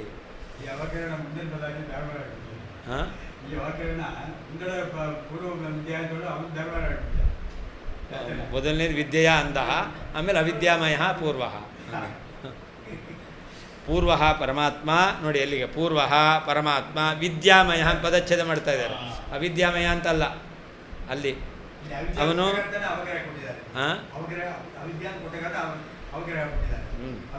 ಹೌದು ಹೌದು ಹೌದು ಹೌದು. ಅದಕ್ಕೆ ಪೂರ್ವ ಎಂಬಲ್ಲಿ ಓಕಾರ ಇದೆ, ಅಲ್ಲಿ ಪುನಃ ಅವಿದ್ಯಾ ಅಂತ ಅವಗ್ರಹ ಹಾಕ್ಕೊಳ್ರಿ, ಹಾಕ್ಕೋಬೇಡ್ರಿ ಅಂತ ಇದ್ದಾರೆ. ಅದಕ್ಕೇನರ್ಥ? ನಿರವಧಿಕ ಜ್ಞಾನ ಸ್ವರೂಪ, ಪರಮಾತ್ಮ ಪೂರ್ಣವಾದ ಜ್ಞಾನವುಳ್ಳವನು, ಅಪರಿಮಿತ. ವಿದ್ಯಾಮಯೋ ಯಸ್ಸತು ನಿತ್ಯ ಮುಕ್ತ ಇತ್ಯಸ್ಯ ಅರ್ಥಕಥನವಿದಂ ಅಂತ. ವಿದ್ಯಾಮಯ ಸತು ನಿತ್ಯ ಮುಕ್ತ ಅಂತ ಭಾಗವತದಲ್ಲಿದೆ, ಅದನ್ನೇ ಪೂರ್ವ ವಿದ್ಯಾಮಯ ಪ್ರಭು ಅಂತ ಹೇಳಿದ್ದಾರೆ. ಪ್ರಭು ಯಾರು? ಕೃಷ್ಣ ಅಂತ. ಪೂರ್ವೋಕ್ತಂ ಯಾವುದದು? ಬದ್ಧೋ ಮುಕ್ತ ಇತಿ ಹ್ಯಾಖ್ಯ ಇತಿ ಪೂರ್ವಪದ್ಯೋಕ್ತಂ. ಜೀವಸ್ಯ ಬದ್ಧತ್ವಂ ಮುಕ್ತತ್ವಂ ಸ್ವಸ್ಯ ನಿತ್ಯ ಮುಕ್ತತ್ವಂಚ. ಹಿಂದಿನ ಶ್ಲೋಕದಲ್ಲಿ ಹೇಳಿದ ಅರ್ಥ ಯಾವುದು ಅಂತಂದರೆ, ಜೀವನಿಗೆ ಬಂಧ, ಜೀವನಿಗೆ ಬಂಧನದಿಂದ ಮೋಕ್ಷ. ಪರಮಾತ್ಮನಿಗೆ ನ ಮೋಕ್ಷ ನ ಬಂಧನಂ ಅಂತ, ಪರಮಾತ್ಮನಿಗೆ ಬಂಧವೂ ಇಲ್ಲ ಮೋಕ್ಷವಿಲ್ಲ, ನಿತ್ಯ ಮುಕ್ತತ್ವ ಅಂತ. ಹಾಗೇ ಯೋ ವಿದ್ಯೆಯಾಂದ ಸತು ನಿತ್ಯಬದ್ಧ ಇತಿ ಜೀವಸ್ಯ ವಿಭಜ್ಯ ನಿತ್ಯಬದ್ಧತ್ವಕಥನಾತ್ ವಿದ್ಯಾಮಯ ಯಸ್ ಸತು ನಿತ್ಯಮುಕ್ತ ಇತಿ ಪರಮಾತ್ಮನಃ ನಿತ್ಯಮುಕ್ತಸ್ವಚ ವಿವಿಚ್ಯ ಕಥನಾತ್ ಸ್ಪಷ್ಟಮಿತ್ಯುಕ್ತಂ ಅಂತ. ಅಲ್ಲಿ ವಾದಿರಾಜರು ಹೇಳಬೇಕಾದರೆ ಸ್ಪಷ್ಟಂ ಅಂತ ಸ್ಪಷ್ಟಮಾಹ ಅಂತ ಹೇಳಿದ್ದಾರೆ. ಪ್ರಭು ಪರಮಾತ್ಮ ಇತಿ ಪೂರ್ವೋಕ್ತಮೇವಾರ್ಥಂ ಸ್ಪಷ್ಟಮಾಹ ಪುನಃ ಪ್ರಭು ಅಂತ. ಸ್ಪಷ್ಟ ಹೆಂಗಾಯಿತು ಅದಕ್ಕೆ ಹೇಳ್ತಾರೆ ಯಹ ಅವಿದ್ಯೆಯ ಅಂದಹ ಸತು ನಿತ್ಯಬದ್ಧ. ಎಲ್ಲಿ ಭಗವಂತ ಭಾಗವತದಲ್ಲಿ ಹೇಳಿದ ವಾಕ್ಯದಲ್ಲಿ ಅವಿದ್ಯೆಯಿಂದ ಕುರುಡನಾದವನು ಯಾರೋ ಅವನು ನಿತ್ಯಬದ್ಧ ಎಂಬುದಾಗಿ, ಜೀವಸ್ಯ ಪರಮಾತ್ಮನಿಗಿಂತ ಪ್ರತ್ಯೇಕವಾಗಿ, ವಿಭಜ್ಯ ಪ್ರತ್ಯೇಕವಾಗಿ, ನಿತ್ಯಬದ್ಧತ್ವ ಕಥನಾತ್ ಅವನು ನಿತ್ಯಬದ್ಧ ಅಂತ ಹೇಳಿದ್ದಾರೆ. ಹಾಗೆ ಪರಮಾತ್ಮನಿಗೆ ಬೇಕಾದ್ರೆ ವಿದ್ಯಾಮಯ ಯಸ್ ಸತು ನಿತ್ಯಮುಕ್ತ ಇತಿ ಪರಮಾತ್ಮನಃ ನಿತ್ಯಮುಕ್ತಸ್ವಚ್ಛಜ ವಿಭಜ್ಯ ಕಥನ ಪ್ರತ್ಯೇಕವಾಗಿ ಭಗವಂತ ನಿತ್ಯಮುಕ್ತನಾಗಿದ್ದಾನೆ ಅಂತ ಹೇಳಿರೋದ್ರಿಂದ ಸ್ಪಷ್ಟಮಿತ್ಯುಕ್ತಂ ಸ್ಪಷ್ಟಮಃ ಪುನಃ ಪ್ರಭು ಅಂತ ಸ್ಪಷ್ಟ ಶಬ್ದವನ್ನು ವಾದಿರಾಜರು ಹಾಕಿದ್ದಾರೆ. ಪ್ರತ್ಯೇಕ ಮಾಡಿ, ವಿಭಾಗ ಮಾಡಿ. ಅತಃ ಸ್ಪಷ್ಟತೆಯ ಜೀವಪರಯೋ ಬದ್ಧತ್ವ ಮುಕ್ತತ್ವ ಕಥನಾತ್ ಅಂತ ಮುಂದಿದೆ. ಅತಃ ಏನು ಪೂರ್ವೋಕ್ತ ಏವ ಅರ್ಥ ಅಂತ. ಅತಃ ಅಂದರೆ ಏನರ್ಥ? ಜೀವನನ್ನು ಬದ್ಧ ಎಂಬುದಾಗಿ, ಪರಮಾತ್ಮನನ್ನು ನಿತ್ಯ ಮುಕ್ತ ಎಂಬುದಾಗಿ ಅರ್ಥವನ್ನು ಹೇಳಿರೋದ್ರಿಂದ ಪೂರ್ವೋಕ್ತ ವಾಕ್ಯಾರ್ಥ ಅಂದರೆ ಏನರ್ಥ? ಬದ್ಧ ಮುಕ್ತ ಇತಿ ಶಾಖ್ಯ ಇತಿ ಪೂರ್ವೋಕ್ತ ವಾಕ್ಯಾರ್ಥ. ಈ ಶ್ಲೋಕಕ್ಕೆ ಏನರ್ಥ? ಬದ್ಧೋ ಮುಕ್ತ ಇತಿ ಶಾಖ್ಯ. ಈ ಶ್ಲೋಕಕ್ಕೆ ಏನರ್ಥ? ಅಸ್ಮದುಕ್ತ ಜೀವಸ್ಯ ಬದ್ಧಮುಕ್ತತ ಪರಮಾತ್ಮನಃ ನಿತ್ಯಮುಕ್ತತ ಯಥಾ ಭವತಿ ತಥಾ ಅಸ್ಮದುಕ್ತ. ಜೀವನಿಗೆ ಬದ್ಧತ್ವ ಮುಕ್ತತ್ವ ಎರಡೂ ಬರುತ್ತೆ. ಆ ರೀತಿಯಲ್ಲಿ ಆ ಶ್ಲೋಕಕ್ಕೆ ಅರ್ಥ ಮಾಡಿದ್ದೇವೆ. ಪರಮಾತ್ಮನಿಗೆ ಬಂಧನ ಇಲ್ಲ, ನಿತ್ಯ ಮುಕ್ತತ್ವ, ಆ ರೀತಿಯಲ್ಲಿ ಅರ್ಥವನ್ನು ಹೇಳಿದ್ದೇವೆ. ಈ ರೀತಿಯಲ್ಲಿ ನಾವು ಹೇಳಿರ್ತಕ್ಕಂತಹ ಅರ್ಥ ಇದೇನೇ ಪೂರ್ವ ಪದ್ಯ ಅರ್ಥ, ಹಿಂದಿನ ಪದ್ಯದ ಅರ್ಥ. ಅಪರಃ ಪರಮಾತ್ಮನಃ ಏವ ಬದ್ಧತ್ವಂಚ ಮುಕ್ತತ್ವಂಚ ಯಥಾ ಭವತಿ ತಥಾ ಪರೋದೀರಿತಃ ಪ್ರತಿವಾದ್ಯುಕ್ತಃ ನ. ಅಲ್ಲಿಗೆ ಅನ್ವಯ. ಇತರರು ಹೇಳ್ತಾರೆ ಪರಮಾತ್ಮನಿಗೆ ಶ್ಲೋಕದಲ್ಲಿದೆ. ಇವರು ಇಲ್ಲಿ ಕೇವಲ ಅಪರಹ ಅನ್ನೋದಕ್ಕೆ ಮಾತ್ರ ಅರ್ಥ ಹೇಳ್ತಾ ಇದ್ದಾರೆ. ನಾ ಅನ್ನೋದನ್ನು ಅನ್ವಯ ಮಾಡ್ಕೊಳ್ಳಿ ಆಯಿತಾ. ಅಪರಹ ಅಂತಂದರೆ ಪರಮಾತ್ಮನಿಗೇನೆ ಬದ್ಧತ್ವ ಮುಕ್ತತ್ವ ಎಂಬತಕ್ಕಂಥದ್ದು ಹೇಗೆ ಬರುತ್ತೋ ಆ ರೀತಿಯಲ್ಲಿ ಪರೋದೀರಿತಃ ಇತರರು ಹೇಳಿರ್ತಕ್ಕಂತಹ ಪ್ರತಿವಾದ್ಯುಕ್ತ ಅಂತ, ಅದು ನಾ ಅಂತ ಅರ್ಥ. ಅಸ್ಮದುಕ್ತಾರ್ಥಸ್ಯ ಪೂರ್ವೋತ್ತರ ಅನುಗುಣತ್ವಾತ್ ಉದೀರಿತಸ್ಯ ಚ ಪೂರ್ವೋತ್ತರ ವಿರುದ್ಧತ್ವಾದಿತಿ ಭಾವ. ನಾವು ಹೇಳಿದ್ದು ಹಿಂದಿನ ಮುಂದಿನ ಶ್ಲೋಕಗಳಿಗೆ ಅದು ಯಾವ ವಿರೋಧವೂ ಇಲ್ಲ, ಒಂದನ್ನು ಇನ್ನೊಂದು ಅನುಸರಿಸ್ಕೊಂಡಿದೆ. ಅವ್ರು ಹೇಳಿರ್ತಕ್ಕಂತಹ ಅರ್ಥ ಎಂಬತಕ್ಕಂಥದ್ದು ಪೂರ್ವೋತ್ತರ ವಿರೋಧ ಇದೆ. ಪೂರ್ವೋತ್ತರ ವಿರೋಧ ಇರೋದರಿಂದ ಅವ್ರು ಹೇಳಿದ ಅರ್ಥ ಸ್ವೀಕಾರ ಮಾಡಬಾರ್ದು. ಪೂರ್ವೋತ್ತರ ವಿರೋಧ ಇಲ್ಲದೆ ಇರೋದರಿಂದ ನಾವು ಹೇಳಿರುವಂಥ ಅರ್ಥ ಸ್ವೀಕಾರ ಮಾಡಬೇಕು.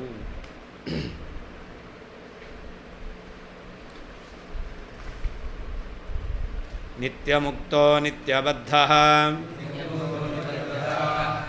ಏಕ ಏವೇತಿ ಮೇ ಮತಿಃ ಇತ್ತಂ ಬದ್ಧಸ್ಯ ಮುಕ್ತಸ್ಯ ಚೈಕ್ಯಶಂಕಾ ಕೃದುದ್ಧವಂ ಮುಹುಃ ಪ್ರಬೋಧಯನ್ ಕೃಷ್ಣಃ ಕಥಂ ವಕ್ತಿ ತದೈಕತಾಂ ಅತಃ ಸಿದ್ಧಾಂತಪದ್ಯೇಸ್ಮಿನ್ ದ್ವಿತಾಮೇವ ವದೇತ್ಕೃತಿ.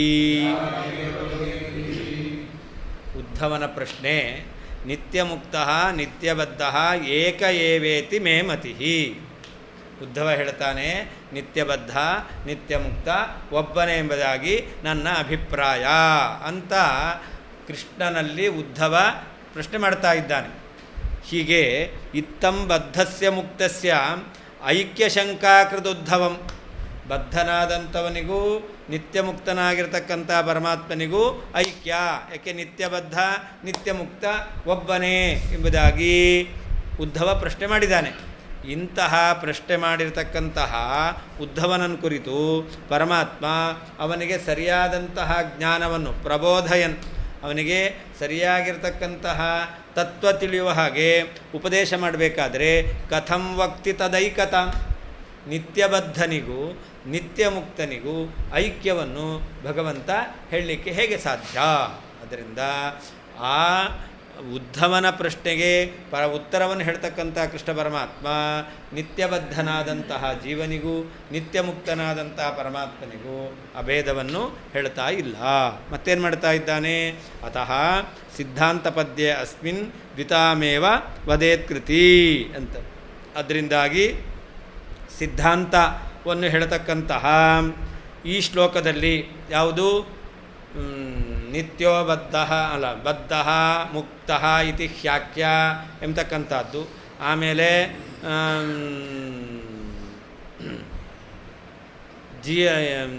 ಮಮಾಂಶಸ್ಯ ಏಕಸ್ಯೈವ ಮಮಾಂಶಸ್ಯ ಜೀವಸ್ಯೈವ ಮಹಾಮತೆ ಎಂಬತಕ್ಕಂಥ ವಾಕ್ಯ. ಆಮೇಲೆ ದ್ವೌ ಸುಪರ್ಣೌ ಸಯುಜೌ ಸಖಾಯೌ ಎಂಬತಕ್ಕಂಥ ಈ ಶ್ಲೋಕ, ಎಲ್ಲ ಶ್ಲೋಕಗಳು ಕೂಡ ಯಾತಕ್ಕೆ ಬಂದಿದೆ? ಸಿದ್ಧಾಂತಕ್ಕೆ ಹೇಳಲಿಕ್ಕೆ ಇರ್ತಕ್ಕಂಥದ್ದು. ಆದ್ದರಿಂದ ಪರಮಾತ್ಮ ಏನು ಮಾಡ್ತಾ ಇದ್ದಾನೆ?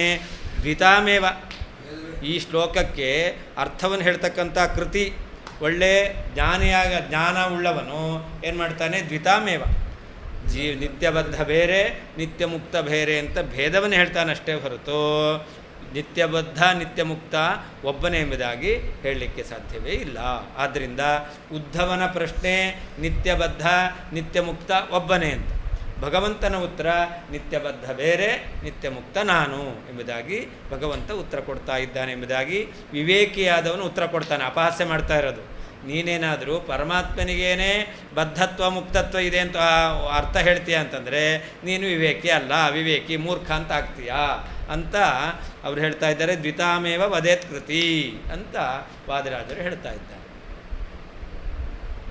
ನಿತ್ಯಮುಕ್ತ ನಿತ್ಯಮುಕ್ತನು, ನಿತ್ಯಬದ್ಧ ನಿತ್ಯಬದ್ಧನು, ಏಕ ಏವ ಒಬ್ಬನೇ ಜೀವ ಇತಿ ಈ ರೀತಿಯಾಗಿ ಮೇ ನನ್ನ ಒಬ್ಬನೇ ಜೀವ ಅಂದರೆ ಒಬ್ಬನೇ ಆತ್ಮ ಪರಮಾತ್ಮ. ಅದ್ವೈತ ಮತದಲ್ಲಿ ಇನ್ನೊಬ್ಬ ಆತ್ಮ ಇಲ್ಲವೇ ಇಲ್ಲ, ಅದರಿಂದ ಏಕೈವ ಒಬ್ಬನೇ ಆತ್ಮ ಇತಿ ಎಂದು ಮೇ ನನ್ನ ಮತಿ ಅಭಿಪ್ರಾಯವು. ಇತ್ತಂ ಈ ರೀತಿಯಲ್ಲಿ ಬದ್ಧಸ್ಯ ಬದ್ಧನಿಗೂ ಮುಕ್ತಸ್ಯ ಚ ಮುಕ್ತನಿಗೂ ಐಕ್ಯಾಶಂಕಾಕೃದ್ ಉದ್ಧವಂ ಅಭೇದ ಶಂಕೆಯನ್ನು ಮಾಡಿರುವಂತಹ ಉದ್ಧವನನ್ನು ಕುರಿತು ಮುಹುಹು ಮತ್ತೆ ಮತ್ತೆ ಪ್ರಬೋಧಯನ್ ಸರಿಯಾದಂತಹ ಉಪದೇಶವನ್ನು ಮಾಡ್ತಕ್ಕಂತಹ ಕೃಷ್ಣ ಪರಮಾತ್ಮನು ತದೇಕತಾಂ ನಿತ್ಯಬದ್ಧ ನಿತ್ಯ ಮುಕ್ತರಿಗೆ ಐಕ್ಯವನ್ನು ಕಥಂ ವಕ್ತಿ ಹೇಗೆ ಹೇಳ್ತಾನೆ? ಅತಃ ಆದ್ದರಿಂದ ಅಸ್ಮಿನ್ ಸಿದ್ಧಾಂತ ಪದ್ಯೆ ಈ ಸಿದ್ಧಾಂತವನ್ನು ಹೇಳ್ತಕ್ಕಂತಹ ಪದ್ಯದಲ್ಲಿ ಕೃತಿ ಕುಶಲಿಯಾದವನು ದ್ವಿತಾಮೇವ ಭೇದವನ್ನೇ ವದೇತ್ ಹೇಳುತ್ತಾನೆ, ಅಭೇದವನ್ನು ಹೇಳೋದಿಲ್ಲ.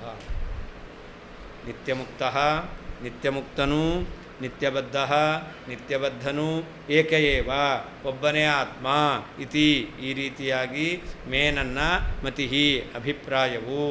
ಇತ್ತಂ ಈ ರೀತಿಯಲ್ಲಿ ಬದ್ಧಸ್ಯ ಬದ್ಧನಿಗೂ ಮುಕ್ತಸ್ಯ ಚ ಮುಕ್ತನಿಗೂ ಐಕ್ಯಶಂಕಾಕೃದುದ್ಧವಂ ಅಭೇದ ಶಂಕೆಯನ್ನು ಮಾಡಿರುವಂಥ ಉದ್ಧವನನ್ನು ಕುರಿತು ಮುಹುಹು ಮತ್ತೆ ಮತ್ತೆ ಪ್ರಬೋಧಯನ್ ಉಪದೇಶವನ್ನು ಮಾಡತಕ್ಕಂತಹ ಕೃಷ್ಣ ಪರಮಾತ್ಮನು ತದೈಕತಾಂ ನಿತ್ಯಬದ್ಧ ನಿತ್ಯಮುಕ್ತನಿಗೆ ಐಕ್ಯವನ್ನು ಕಥಂ ವಕ್ತಿ ಹೇಗೆ ಹೇಳ್ತಾನೆ? ಅತಃ ಆದ್ದರಿಂದ ಸಿದ್ಧಾಂತ ಅಸ್ಮಿನ್ ಸಿದ್ಧಾಂತ ಪದ್ಯೆ ಈ ಸಿದ್ಧಾಂತವನ್ನು ಹೇಳುವಂತಹ ಶ್ಲೋಕಗಳಲ್ಲಿ ಕೃತಿ ವಿವೇಕಿಯಾದವನು ದ್ವಿತಾಮೇವ ಭೇದವನ್ನೇ ವದೇತ್ ಹೇಳುತ್ತಾನೆ.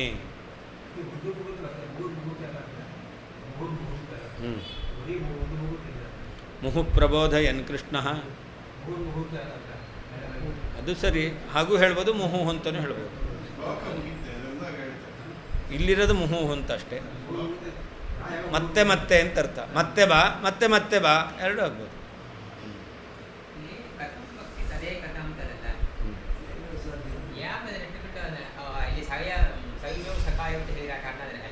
ಅಲ್ಲಲ್ಲ ಈ ಶ್ಲೋಕಕ್ಕೆ ಬದ್ಧ ಮುಕ್ತ ಇತಿ ಹ್ಯಾಖ್ಯ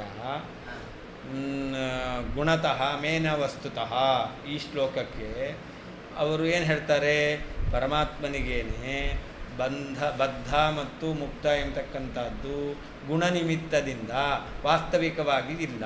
ಹಾಗಾದರೆ ಏನಾಯಿತು, ನಿತ್ಯ ಬದ್ಧ ಒಂದೇ ಅಂತ ಪರಮಾತ್ಮ ಹೇಳದಂತೆ ಆಯಿತು.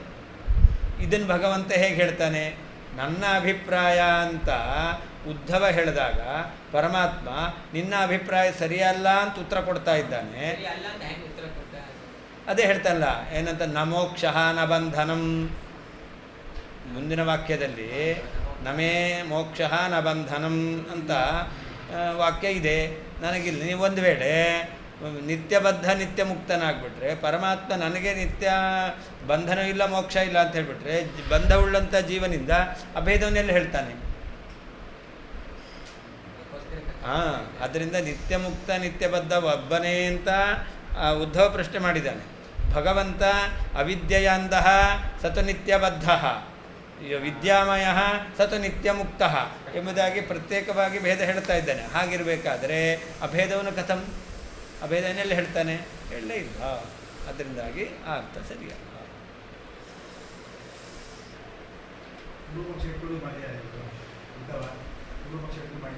ಹೌದು, ಅವರು ಹೀಗೆ ಹೇಳ್ತಾರೆ ಅನ್ನೋದನ್ನು ತನ್ನ ಅಭಿಪ್ರಾಯ ಅಂತ ಹೇಳ್ತಾ ಇದ್ದಾನೆ ಅಷ್ಟೇ.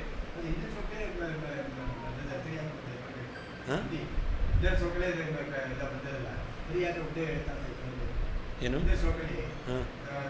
ಎಲ್ಲಿ ಎಲ್ಲೋ ಉದ್ಧವ ಹೇಳಿದ್ದು ಅಂತ ಹೇಳಲೇ ಇಲ್ಲ ಇಲ್ಲಿಷ್ಟೋ ತನಕ. ಇದೇ ಮೊದಲು ಹೇಳಿದ್ದು. ಉದ್ಧವ ಬರಲೇ ಇಲ್ಲ, ಈಗ ತಾನೇ ಬಂದ. ಅಲ್ಲಿ ಭಾಗವತ ಹಾಗೇ ಇದೆ. ಭಾಗವತದ ವಾಕ್ಯ ನಿತ್ಯ ಮುಕ್ತೋ ನಿತ್ಯ ಬುದ್ಧ ಏಕ ಏವೇತಿ ಮೇ ಮತಿ. ಇದಿಷ್ಟು ಭಾಗವತ ವಾಕ್ಯ. ಇದಕ್ಕೆ ಇತಿ ಶಂಕಾಕೃದುದ್ಧವಂ ಮುಹುಹು ಪ್ರಬೋಧಯನ್ ಕೃಷ್ಣ ಉತ್ತರ ಶ್ಲೋಕವನ್ನು ಹೇಳ್ತಾ ಇದ್ದಾರೆ.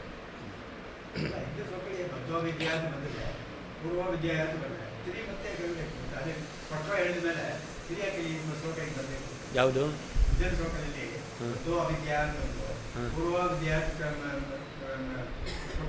ಅದನ್ನೇ ಕನ್ಕ್ಲೂಡ್ ಮಾಡ್ತಾ ಇದ್ದಾರೆ. ಕೊನೆಯಲ್ಲಿ ಏನು ಹೇಳ್ದಂತೆ ಆಯಿತು ಅಂತ. ಅಲ್ಲಲ್ಲ, ಹಿಂದೆ ಅದೇ ಹೇಳಿದ್ದು, ಒಂದು ವಿಷಯವನ್ನು ಹೇಳ್ತಾ ಇರಬೇಕಾದ್ರೆ ನಾವು ಇಷ್ಟು ವಿಷಯ ಹೇಳದಂತೆ ಆಯಿತು, ಅದರಿಂದ ಹೀಗೆ ಹೇಳದಂತೆ ಆಯಿತು ಅಂತ ಅದನ್ನು ನಾವು ಸಮಾಪ್ತಿ ಮಾಡಬೇಕಾದ್ರೆ ಹೇಳಲ್ವಾ, ಹಾಗೆ ಹೇಳ್ತಾ ಇದ್ದಾರೆ. ಅದರಿಂದ ಏನು ಹೇಳದಂತೆ ಆಯಿತು.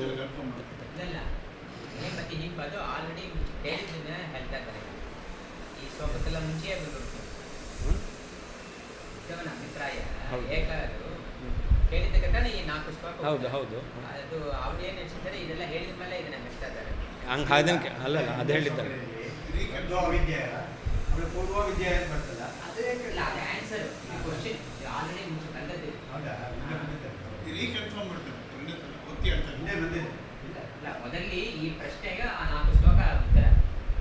ಆ ಉತ್ತರವನ್ನು ಕೊಟ್ಟಿದ್ದಾರೆ.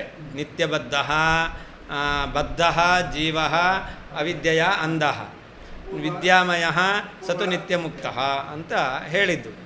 ಇದೆಲ್ಲ ಹೇಳಿದ್ರಿಂದ ಏನಾಯಿತು, ಉದ್ಧವನ ಪ್ರಶ್ನೆ ಹೀಗಿದೆ, ಈ ಪ್ರಶ್ನೆಗೆ ಉತ್ತರ ಕೊಡ್ತಾ ಇದ್ದಾರೆ. ಐಕ್ಯವನ್ನು ಹೇಳಿದ್ದು ನನ್ನ ಅಭಿಪ್ರಾಯ ಅಂತ ಉದ್ಧವ. ಅದನ್ನು ಕೃಷ್ಣ ಪರಮಾತ್ಮ ಉತ್ತರ ಕೊಡ್ತಾ ಇದ್ದಾನೆ. ಪರಮಾತ್ಮ ಉತ್ತರ ಕೊಡಬೇಕಾದ್ರೆ ಸ್ಪಷ್ಟವಾಗಿ ಯಾರು ಅವಿದ್ಯೆಯ ಅಂಧಃ ಸತು ನಿತ್ಯಬದ್ಧ ವಿದ್ಯಾಮಯ ಯಹ ಸತು ನಿತ್ಯ ಮುಕ್ತ ಎಂಬುದಾಗಿ ಹೇಳ್ತಾ ಇರಬೇಕಾದ್ರೆ ಅವರಿಗೆ ಅಭೇದವನ್ನು ಹೆಂಗೆ ಹೇಳ್ತಾನೆ, ಅಭೇದ ಹೇಳಲೇ ಇಲ್ಲ. ಇವರು ಅಭೇದ ಪರವಾಗಿ ಅರ್ಥ ಮಾಡಿದ್ದಾರೆ. ಮಾಯಾವಾದಿಗಳು ಅಭೇದ ಪರವಾಗಿ ಅರ್ಥ ಮಾಡಿದ್ದಾರೆ. ಅದು ಹೇಗೆ ಸಾಧ್ಯ, ಅದು ಸರಿಯಲ್ಲ. ಉದ್ಧವಕೃತ ಪೂರ್ವಪಕ್ಷಸ್ಯ ಪರಿಹಾರತೆಯ ಕೃಷ್ಣಸ್ಯ ಸಿದ್ಧಾಂತೋಪಿ ಅಸ್ಮದುಕ್ತಾರ್ಥಃ ಏವ ಸ್ಯಾತ್. ಉದ್ಧವನು ಮಾಡಿದಂತಹ ಪ್ರಶ್ನೆಗೆ ಪೂರ್ವಪಕ್ಷಕ್ಕೆ ಪರಿಹಾರ ರೂಪದಲ್ಲಿ ಕೃಷ್ಣನ ವಾಕ್ಯ ಇದೆ ಅಂತಂದರೆ ನಾವು ಹೇಳಿರುವಂಥ ಅರ್ಥವೇ ಆಗಬೇಕು. ಇಲ್ಲ ಅಂತಾದರೆ ಪೂರ್ವಪಕ್ಷವೇ ಸಿದ್ಧಾಂತ ಆಗೋಗುತ್ತೆ. ಪೂರ್ವ ಪಕ್ಷ ಬೇರೆ ಸಿದ್ಧಾಂತ ಬೇರೆ ಅಂತ ಆಗಲಿಕ್ಕೆ ಸಾಧ್ಯವೇ ಇಲ್ಲ. ಅನ್ಯಥ ಒಂದು ವೇಳೆ ನೀವು ಹೇಳುವ ರೀತಿಯಾಗಿ ಅರ್ಥ ಹೇಳಿಬಿಟ್ರೆ ಆವಾಗ ಕೃಷ್ಣ ಪರಮಾತ್ಮನದ್ದು ಸಿದ್ಧಾಂತ ಅಂತ ಆಗೋದಿಲ್ಲ. ಯಾಕೆ ಪೂರ್ವಪಕ್ಷವೇ ಸಿದ್ಧಾಂತ ಆಗಿಬಿಡುತ್ತೆ. ನಿತ್ಯಬದ್ಧ ನಿತ್ಯಮುಕ್ತ ಒಬ್ಬನೇ ಅಂತ ಆಗಿಬಿಟ್ರೆ ಉದ್ಧವ ಪ್ರಶ್ನೆ ಮಾಡಿದ್ದು ಅದನ್ನೇ, ಕೃಷ್ಣ ಉತ್ತರ ಹೇಳಿದ್ದು ಅದನ್ನೇ, ಪೂರ್ವಪಕ್ಷ ಸಿದ್ಧಾಂತ ಒಂದೇ ಅಂತ ಆಗಿಬಿಡುತ್ತೆ. ನ ಅನ್ಯಥಾ ಇತ್ಯಾಹ ನಿತ್ಯಮುಕ್ತ ಇತಿ ಐಕ್ಯಶಂಕಾಂ ಕರೋತೀತಿ ಐಕ್ಯಶಂಕಾ ಕೃತ್ ಐಕ್ಯಶಂಕಾಕೃದುದ್ಧವಂ ಅಂತಿದೆ. ಅದಕ್ಕೆ ಸಮಾಸ ಹೇಗೆ? ಐಕ್ಯಶಂಕಾಂ ಕರೋತೀತಿ ಐಕ್ಯಶಂಕಾಕೃತ್ ಐಕ್ಯಶಂಕಾಕೃತಶ್ಚಾಸೌ ಉದ್ಧವಶ್ಚ ಐಕ್ಯಶಂಕಾಕೃದುದ್ಧವಃ ತಂ ಐಕ್ಯಶಂಕಾಕೃದುದ್ಧವಂ ಎಂಬುದಾಗಿ ವಿಗ್ರಹವಾಕ್ಯ ಅಂತ ತೋರಿಸ್ತಾ ಇದ್ದಾರೆ. ಸಚಾಸೌ ಉದ್ಧವಶ್ಚ ತಂ ತದೇಕತಾಂ ನಿತ್ಯಬದ್ಧ ನಿತ್ಯಮುಕ್ತಯೋ ಏಕತಾಂ ಕಥಂ ವಕ್ತಿ. ನಿತ್ಯಬದ್ಧನಾದವನಿಗೂ ನಿತ್ಯಮುಕ್ತನಾದವನಿಗೂ ಮುಹುಃ ಪ್ರಬೋಧಯನ್ ಕೃಷ್ಣ ಅಭೇದ ಐಕ್ಯತಾಂ ಕಥಂ ವಕ್ತಿ. ಪುನಃ ಪುನಃ ಭೇದವನ್ನೇ ಹೇಳ್ತಕ್ಕಂಥ ಪರಮಾತ್ಮ ಐಕ್ಯವನ್ನು ಹೇಗೆ ಹೇಳ್ತಾನೆ? ಅತಃ ಸಿದ್ಧಾಂತ ಪೂರ್ವಪಕ್ಷಯೋ ಏಕಪ್ರಕಾರತ ಅಯೋಗಾತ್. ಯಾವಾಗಲೂ ಪೂರ್ವಪಕ್ಷವೇ ಸಿದ್ಧಾಂತ ಆಗೋದಿಲ್ಲ. ಪೂರ್ವಪಕ್ಷ ಮತ್ತು ಸಿದ್ಧಾಂತ ಅವುಗಳು ಏಕಪ್ರಕಾರ ಇರೋದಿಲ್ಲ. ಪೂರ್ವಪಕ್ಷಕ್ಕೆ ವಿರುದ್ಧವಾಗಿ ಸಿದ್ಧಾಂತ ಇರುತ್ತೆ, ಸಿದ್ಧಾಂತಕ್ಕೆ ವಿರುದ್ಧವಾಗಿ ಪೂರ್ವಪಕ್ಷ ಇರುತ್ತೆ. ಒಂದು ವೇಳೆ ಅಕ್ರೂರ ಉದ್ಧವ ಮಾಡಿದ್ದು ಜೀವ ಪರಮಾತ್ಮರು ಒಬ್ಬರೇ, ನಿತ್ಯಬದ್ಧ ನಿತ್ಯ ಮುಕ್ತ ಒಬ್ಬನೇ ಅಂತ, ಅದೇ ಪೂರ್ವಪಕ್ಷ. ಅದಕ್ಕೆ ಉತ್ತರ ನಿತ್ಯಬದ್ಧ ನಿತ್ಯಮುಕ್ತ ಒಬ್ಬನೇ ಅಂತ ಹೇಳಿಬಿಟ್ರೆ ಪೂರ್ವಪಕ್ಷ ಮತ್ತು ಸಿದ್ಧಾಂತಗಳು ಒಂದೇ ರೀತಿ ಇದೆ ಅಂತಾಯಿತು. ಯಾವಾಗಲೂ ಪೂರ್ವಪಕ್ಷ ಸಿದ್ಧಾಂತ ಒಂದೇ ರೀತಿ ಇರಲಿಕ್ಕೆ ಸಾಧ್ಯವೇ ಇಲ್ಲ. ಆಮೇಲೆ ದ್ವಿತಾಮೇವ ವದೇತ್ ಕೃತಿ. ದ್ವಿತಾಮ್ ಅಂದ್ರೇನು? ದ್ವಯೋ ಭಾವ ದ್ವಿತಾ ತಾಮ್ ಭೇದ ಅಂತ ಅರ್ಥ. ಯಾರಿಗೆ? ನಿತ್ಯಮುಕ್ತ ನಿತ್ಯಬದ್ಧಯೋ ಭೇದಂ ಇತ್ಯರ್ಥ. ದ್ವಿತಾಮೇವ ಅಂದ್ರೇನರ್ಥ? ನಿತ್ಯಬದ್ಧನಾದ ಜೀವನಿಗೂ ನಿತ್ಯಮುಕ್ತನಾದ ಪರಮಾತ್ಮನಿಗೂ ಭೇದವನ್ನು ಹೇಳ್ತಾ ಇದ್ದಾರೆ. ಏತೋ ವಿತ್ಯತಿ ದೇಶೇನ ಏತಾವಿತ್ಯತಿ ದೇಶೇನ ಪೂರ್ವಂಚ ಪ್ರಸ್ತುತಿರ್ದ್ವಯೋಃ ಅಬದ್ಧಬದ್ಧಯೋರ್ವಾಚ್ಯ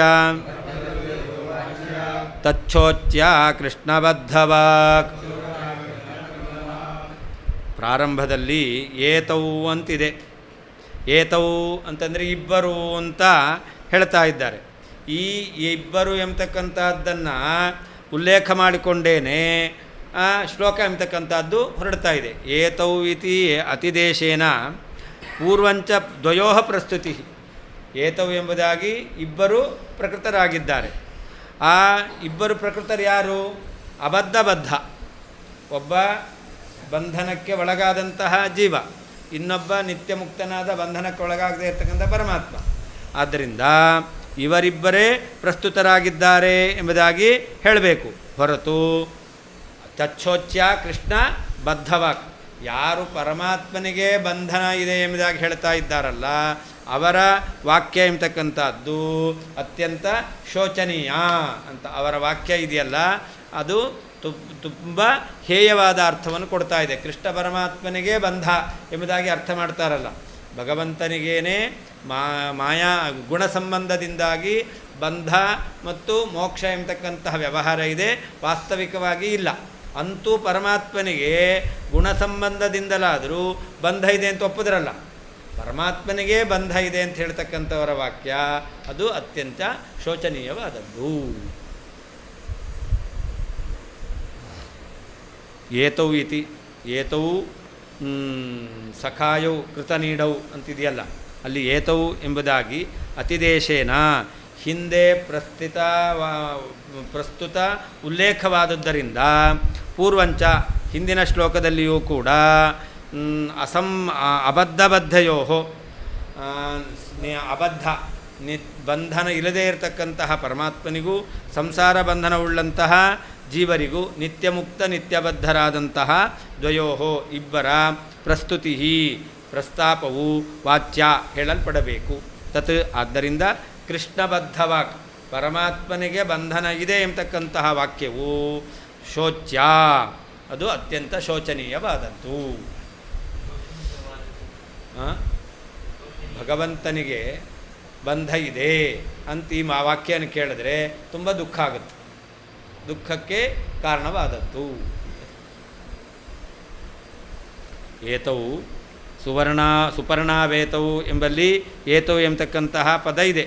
ಈ ಪದದ ಅತಿದೇಶೇನ ಅಂತ ಪ್ರಸ್ತುತವಾದದ್ದನ್ನೇ ಉಲ್ಲೇಖ ಮಾಡೋದ್ರಿಂದ ಮುಂದೆ ಉಲ್ಲೇಖ ಮಾಡ್ತಾ ಇದ್ದಾರೆ. ಆದ್ದರಿಂದ ಪೂರ್ವಂಚ ಹಿಂದಿನ ಶ್ಲೋಕದಲ್ಲಿಯೂ ಅಂತಂದರೆ ಬದ್ಧ ಮುಕ್ತ ಇತಿ ಹ್ಯಾಖ್ಯ ಎಂಬತಕ್ಕಂಥ ಶ್ಲೋಕದಲ್ಲಿಯೂ ಅಬದ್ಧಬದ್ಧಯೋ ನಿತ್ಯಮುಕ್ತ ಮತ್ತು ನಿತ್ಯಬದ್ಧರಾಗಿರ್ತಕ್ಕಂತಹ ದ್ವಯೋ ಇಬ್ಬರ ಪ್ರಸ್ತುತಿ ಪ್ರಸ್ತಾಪವು ವಾಚ್ಯ ಹೇಳಲ್ಪಡ್ತಕ್ಕದ್ದು.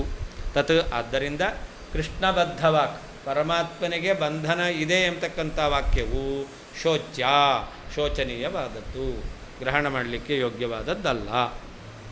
ಯುಕ್ತ್ಯಂತರಂಚ ಆಹ ಜೀವ ನಿತ್ಯಬದ್ಧ ಪರಮಾತ್ಮ ನಿತ್ಯಮುಕ್ತ ಅಂತ ಹೇಳಬೇಕು, ಭೇದವನ್ನೇ ಹೇಳಬೇಕು ಅನ್ನೋದಕ್ಕೆ ಇನ್ನೊಂದು ಯುಕ್ತಿಯನ್ನು ಹೇಳ್ತಾ ಇದ್ದಾರೆ. ಸುಪರ್ಣೌ ಏತೌ ಇತಿ ಉತ್ತರ ಪದ್ಯೆ ಪೂರ್ವೋಕ್ತೌ ಇತ್ಯತಿದೇಶೇನ ಅಂತ. ಸುಪರ್ಣೌ ಏತವು ಎಂಬತಕ್ಕಂಥ ಮುಂದೆ ಬರತಕ್ಕಂಥ ಶ್ಲೋಕ, ಅದರಲ್ಲಿ ಹಿಂದೆ ಹೇಳಿರ್ತಕ್ಕಂಥವ್ರು ಏತವು ಅಂದರೆ ಯಾರು? ಹಿಂದೆ ಹೇಳಿರ್ತಕ್ಕಂತಹ ಇಬ್ಬರು ಎಂಬುದಾಗಿ ಅರ್ಥ ಹೇಳಬೇಕು. ಪೂರ್ವಶ್ಲೋಕೇಪಿ ಅಂದರೆ ಹಾಗಾದರೆ ಹಿಂದೆ ಬಂದಿರತಕ್ಕಂತಹ ಶ್ಲೋಕದಲ್ಲಿಯೂ ಕೂಡ ಅಬದ್ಧಬದ್ಧಯೋ ಅಂದರೆ ನಿತ್ಯಮುಕ್ತ ನಿತ್ಯಬದ್ಧಯೋ, ನಿತ್ಯಮುಕ್ತನಾದ ಪರಮಾತ್ಮ ನಿತ್ಯಬದ್ಧನಾದ ಜೀವ ಇವರೇ ಅಸ್ಮಿನ್ ಪದ್ಯೆ ಅಂತ. ಅಸ್ಮಿನ್ ಪದ್ಯೆ ಅಂತಂದರೆ ಈಗ ಹೇಳಿದ್ರಲ್ಲ, ಆತ್ಮಾನಮನ್ಯಂ ಸ ವೇದ ವಿದ್ವಾನ್ ಅಪಿಪ್ಪಲಾದ ನತು ಪಿಪ್ಪಲಾದ ಯೋ ವಿದ್ಯೆಯಾಂದ ಸತು ನಿತ್ಯಬದ್ಧ ವಿದ್ಯಾಮಯ ಸತು ನಿತ್ಯಮುಕ್ತ ಎಂಬತಕ್ಕಂತಹ ಶ್ಲೋಕದಲ್ಲಿ ನಿತ್ಯಬದ್ಧ ನಿತ್ಯಮುಕ್ತವು ವಿವಿಚ್ಯ ಕಥಯಿತ್ವ, ನಿತ್ಯಬದ್ಧನಾದವನು ಜೀವ, ನಿತ್ಯಮುಕ್ತನಾದ ಪರಮಾತ್ಮ ಎಂಬುದಾಗಿ ಬಿಡಿಸಿ ಹೇಳ್ತಾ ಇರೋದರಿಂದ ಏತೌ ಇತ್ಯಸ್ಯೈವ ಅರ್ಥಸ್ಯ, ಏತೌ ಅಂತ ಏನು ಹಿಂದೆ ಹೇಳಿದ್ದಾರಲ್ಲ ಅದರ ಅರ್ಥವನ್ನೇ ಪೂರ್ವಪದ್ಯೆ ಅತಿದೇಶಾತ್ ಅತ್ರಾಪಿ ನಿತ್ಯಬದ್ಧ ನಿತ್ಯಮುಕ್ತಯೋ ವಿಭಾಗೇನೈವ ಪ್ರಸ್ತುತಿ ಅವಶ್ಯಂ ವಾಚ್ಯ ಇತಿ ಭಾವಃ. ಆದ್ದರಿಂದ ಹಿಂದಿನ ಶ್ಲೋಕದಲ್ಲಿ ಯಾರ ಇಬ್ಬರು ಪ್ರಸ್ತುತರಾಗಿದ್ದಾರೋ ಅವರನ್ನೇ ಅತಿದೇಶ ಉಲ್ಲೇಖ ಮಾಡಿಕೊಂಡು ಇಬ್ಬರು ಎಂಬುದಾಗಿ ಮುಂದಿನ ಶ್ಲೋಕದಲ್ಲಿ ಹೇಳ್ತಾ ಇದ್ದಾರೆ. ಆದ್ದರಿಂದ ನಿತ್ಯಬದ್ಧ ನಿತ್ಯಮುಕ್ತಯೋ ವಿಭಾಗೇನೈವ ಪ್ರಸ್ತುತಿ, ಹಿಂದಿನ ಶ್ಲೋಕದಲ್ಲಿಯೂ ಕೂಡ ನಿತ್ಯಮುಕ್ತತ್ವೇನ ಪರಮಾತ್ಮ ನಿತ್ಯಬದ್ಧತ್ವೇನ ಜೀವ ಪ್ರಸ್ತುತರಾಗಿದ್ದಾರೆ ಎಂಬುದಾಗಿ ಅವಶ್ಯಂ ವಾಚ್ಯ ಅವಶ್ಯವಾಗಿ ಹೇಳಬೇಕು, ಉಲ್ಲೇಖ ಮಾಡೋದು. ಅವರು ಏತೌ ಅಂತ, ಏತೌ ಇವರಿಬ್ಬರು ಅಂದರೆ ಯಾರು? ಇವರಿಬ್ಬರು ಅಂತಂದರೆ ಹಿಂದೆ ಪ್ರಸ್ತುತರಾದವರನ್ನು ಇವರಿಬ್ಬರು ಅಂತ ಹೇಳ್ಬೋದು. ಹಾಂ, ಇದನ್ನೇ ಅತಿದೇಶ ಅಂತ ಕರೆಯೋದು. ತಸ್ಮಾತ್ ಉಕ್ತ ನಿಮಿತ್ತಾತ್, ಅದರಿಂದ ಎರಡು ನಿತ್ಯಬದ್ಧ ಅಂತ ಜೀವನನ್ನು ನಿತ್ಯಮುಕ್ತ ಅಂತ ಜೀವನ ಪರಮಾತ್ಮನನ್ನು ಪ್ರತ್ಯೇಕವಾಗಿ ಹೇಳಿರೋದ್ರಿಂದ ಕೃಷ್ಣಬದ್ಧವಾಕ್ ಅಂದರೆ ಕೃಷ್ಣ ಬದ್ಧ ಇತಿವ, ಪರಮಾತ್ಮನು ಬಂಧನವುಳ್ಳವನು ಎಂಬತಕ್ಕಂಥ ವಾಕ್ಯ ಇದೆಯಲ್ಲ ಅದು ಅತ್ಯಂತ ಶೋಚನೀಯವಾದದ್ದು. ದ್ವಯೋರೇಕಸ್ಯೇತಿ ಚಾರ್ಥಃ ಸುಸ್ಥೋ ಭೂತ್ತತ ಏವ ಮೇ ಭಿನ್ನಾಂಶತಾ ಚ ತದ್ಭೇದಸ್ಯ ಅಂತೆ ಸ್ವೇನೈವ ಕೀರ್ತನಾತ್. ಸುಪರ್ಣೌ ಏತೌ ಆತ್ಮಾನ ವೇದ ಆತ್ಮಾನಂ ವೇದ ಎಂಬತಕ್ಕಂತಹ ಈ ಎರಡು ಶ್ಲೋಕಗಳಿದೆಯಲ್ಲ, ಈ ಎರಡು ಶ್ಲೋಕಗಳ ಅರ್ಥ ಹಿಂದೆಯೇ ಪ್ರಸ್ತುತವಾಗಿದೆ. ನಿತ್ಯಬದ್ಧ ನಿತ್ಯಮುಕ್ತ ಎಂಬತಕ್ಕಂತಹ ಈ ಶ್ಲೋಕದಲ್ಲಿ ಹೇಳತಕ್ಕಂತಹ ಅರ್ಥ ಎಂಬತಕ್ಕಂಥದ್ದು ಹಿಂದೆಯೇ ಪ್ರಸ್ತುತವಾಗಿದೆ. ಆದ್ದರಿಂದ ಏಕಸ್ಯ ಅಂತ, ಏಕಸ್ಯ ಅನ್ನೋದಕ್ಕೆ ನಾವೇನು ಅರ್ಥ ಮಾಡಿದೆವು? ಏಕಸ್ಯೈವ ಮಮಾಂಶಸ್ಯ ಜೀವಸ್ಯೈವ ಮಹಾಮತೆ. ಏಕಸ್ಯ ಅನ್ನೋದಕ್ಕೆ ನಾವೇನು ಅರ್ಥ ಹೇಳಿದೆವು? ಒಬ್ಬನಾದ ಜೀವನಿಗೆ ಅಂತ ಅರ್ಥ ಮಾಡಿದ್ದೇವೆ. ಆದ್ದರಿಂದ ಏಕಸ್ಯ ಅನ್ನೋದಕ್ಕೆ ಆ ಎರಡರಲ್ಲಿ ಒಬ್ಬನಾದಂಥ ಜೀವನಿಗೆ ಎಂಬುದಾಗಿ ನಾವೇನು ವ್ಯಾಖ್ಯಾನ ಮಾಡಿದ್ದೇವೆ ಅದು ಸರಿಯೇ ಆಗಿದೆ. ಸುಸ್ಥಃ ಅಭೂತ್. ಏಕಸ್ಯ ಅಂದರೆ ಒಬ್ಬನಿಗೆ ಅಂತಂದರೆ ಇಬ್ಬರಲ್ಲಿ ಒಬ್ಬನಾದಂತಹ ಜೀವನಿಗೆ ಎಂಬುದಾಗಿ ಹಿಂದೆ ಅರ್ಥವನ್ನು ಮಾಡಿದ್ದಾರೆ. ಅದನ್ನು ಹೇಳ್ತಾ ಇದ್ದಾರೆ, ನಾವು ಈ ರೀತಿಯಲ್ಲೇನು ವ್ಯಾಖ್ಯಾನ ಮಾಡಿದ್ದೇವೆ ಅದು ಸ್ಥಿರವಾಯಿತು ಅಂತ. ಯಾಕೆ ಅಂತಂದರೆ ಮುಂದೆ ಜೀವ ಪರಮಾತ್ಮರಿಗೆ ಭೇದ ಎಂಬತಕ್ಕಂಥದ್ದು ಪರಮಾತ್ಮನೇ ನಿರೂಪಣೆ ಮಾಡಿದ್ದಾನೆ. ಅದನ್ನು ಹೇಳ್ತಾ ಇದ್ದಾರೆ. ತದ್ಭೇದಸ್ಯ, ಜೀವ ಮತ್ತು ಪರಮಾತ್ಮರಿಗೆ ಭೇದ ಇದೆ ಎಂಬತಕ್ಕಂಥದ್ದನ್ನು ಮುಂದೆ ಅಂತೆ ಕೊನೆಯಲ್ಲಿ ಅಥಬದ್ಧಸ್ಯ ಮುಕ್ತಸ್ಯ ಎಂಬುದಾಗಿ ಏನು ವಿವಿಚ್ಯ ವದಾಮಿತೆ ಅಂತ ಹೇಳಿದ್ದೇನೆ, ಪರಮಾತ್ಮ ಹೇಳ್ತಾನೆ. ಆಮೇಲೆ ಸುವರ್ಣವೇತವು ಎಂಬತಕ್ಕಂಥ ಶ್ಲೋಕ, ಇವುಗಳಲ್ಲಿ ಪರಮಾತ್ಮ ಬದ್ಧನಿಗೂ ಮುಕ್ತನಿಗೂ ಭೇದವನ್ನೇ ಹೇಳ್ತಾ ಇದ್ದಾನೆ. ಆದ್ದರಿಂದಾಗಿ ನಾವು ಹೇಳ್ತಕ್ಕಂತಹ ಏಕಸ್ಯ ಎಂಬತಕ್ಕಂಥ ವಾಕ್ಯಕ್ಕೆ ಜೀವ ಎಂಬತಕ್ಕಂಥ ಅರ್ಥವನ್ನು ಹೇಳಿದ್ದೇವೆ. ಅದು ಕೂಡ ಅವರೇನು ಅರ್ಥ ಮಾಡ್ತಾರೆ, ಒಬ್ಬನೇ ಆತ್ಮನಿಗೆ ಬದ್ಧ ಮುಕ್ತ ಎಂಬತಕ್ಕಂಥದ್ದು ಅಂತ ಹೇಳ್ತಾರೆ. ಒಬ್ಬನೇ ಆತ್ಮ. ನಾವೇನು ಹೇಳಿದೆವು, ಎರಡು ಪಕ್ಷಿಗಳಲ್ಲಿ ಒಂದು ಪಕ್ಷಿಗೆ ಬಂಧ ಅಂತ ನಾವು ಹೇಳಿದ್ದು. ಅದಕ್ಕೆ ಹೇಳ್ತಾರೆ ನಾವು ಹೇಳಿರುವಂಥ ಒಂದು ಪಕ್ಷಿಗೆ ಬಂಧ ಎಂಬತಕ್ಕಂಥ ಅರ್ಥ ಅದು ಸರಿಯಾಯಿತು. ಯಾಕೆ ಬದ್ಧ ಮುಕ್ತ ಬೇರೆ ಅನ್ನೋದು ಭಗವಂತ ಹೇಳ್ತಾ ಇದ್ದಾನೆ. ಒಬ್ಬನಿಗೇನೆ ಬಂಧ ಮೋಕ್ಷ ಎಂಬತಕ್ಕಂಥದ್ದಾಗಿದ್ದರೆ ನಿತ್ಯಬದ್ಧ ನಿತ್ಯ ಮುಕ್ತ ಅಂತ ಭೇದಗ ಹೇಳ್ತಿದ್ದ ಅಂದ ಮುಂದೆ ಭೇದ ಹೇಳ್ತಾ ಇದ್ದಾರೆ. ಆದ್ದರಿಂದ ನಾವೇನು ಪರಮಾತ್ಮನಿಂದ ಭಿನ್ನನಾದಂತಹ ಭಿನ್ನಾಂಶನಾದಂತಹ ಒಂದು ಹಕ್ಕಿಯಾದ ಜೀವನಿಗೆ ನಿತ್ಯಬದ್ಧತ್ವ ಅಂತ ಹೇಳಿದ್ದೇವೆ. ಆ ಅರ್ಥ ಸರಿಯಾಯಿತು. ತತಯೇವ ಸುಪರ್ಣೌ ಏತವು ಎಂಬತಕ್ಕಂತಹ ಶ್ಲೋಕದ ಅರ್ಥ ಎಂಬತಕ್ಕಂಥದ್ದು ಹಿಂದೆಯೇ ಪ್ರಕೃತವಾದ್ದರಿಂದ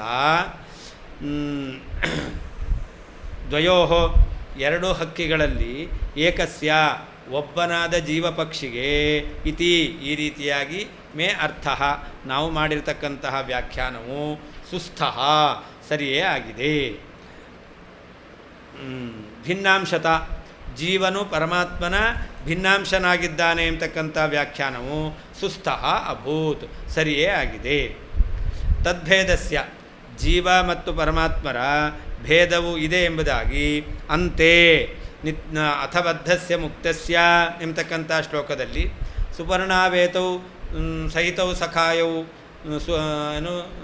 ಸಯುಜೌ ಸಖಾಯೌ ಎಂಬತಕ್ಕಂತಹ ಶ್ಲೋಕಗಳಲ್ಲಿ ಸ್ವೇನೈವ ಕೃಷ್ಣ ಪರಮಾತ್ಮನಿಂದಲೇ ಕೀರ್ತನಾತ್ ಹೇಳ್ತಾ ಇರುವುದರಿಂದ ಸ್ವಸ್ಥಃ ಭೂತ್ ನಾವು ಹೇಳಿದ್ದೇ ಸರಿಯಾಯಿತು. ತದ್ಭೇದಸ್ಯ ಜೀವ ಪರಮಾತ್ಮರ ಭೇದವು ಅಂತೆ ಮುಂದಿನ ಅಥಬದ್ಧಸ್ಯ ಮುಕ್ತಸ್ಯ ಸುವರ್ಣಾವೇತೋ ಎಂಬತಕ್ಕಂಥ ಶ್ಲೋಕಗಳಲ್ಲಿ ಸ್ವೇನೈವ ಕೃಷ್ಣ ಪರಮಾತ್ಮನಿಂದಲೇ ಕೀರ್ತನಾತ್ ಹೇಳುವುದರಿಂದ ತತಃ ಏವ ಸುಪರ್ಣವೇತೌ ಎಂಬತಕ್ಕಂತಹ ಶ್ಲೋಕದ ಅರ್ಥವು ಪ್ರಸ್ತುತವಾಗಿರುವುದರಿಂದ ದ್ವಯೋ ಎರಡು ಪಕ್ಷಿಗಳಲ್ಲಿ ಏಕಸ್ಯ ಒಂದು ಪಕ್ಷಿಗೆ ಮೇ ಬಂಧ ಈ ರೀತಿಯಾಗಿ ಮೇ ಅರ್ಥ ನಾವು ಹೇಳಿರ್ತಕ್ಕಂಥ ವ್ಯಾಖ್ಯಾನವು ಭಿನ್ನಾಂಶತ ಜೀವನು ಪರಮಾತ್ಮನ ಭಿನ್ನಾಂಶನಾಗಿದ್ದಾನೆ ಎಂಬತಕ್ಕಂಥ ವ್ಯಾಖ್ಯಾನವು ಸುಸ್ಥಃ ಅಭೂತ್ ಸರಿಯೇ ಆಗಿದೆ.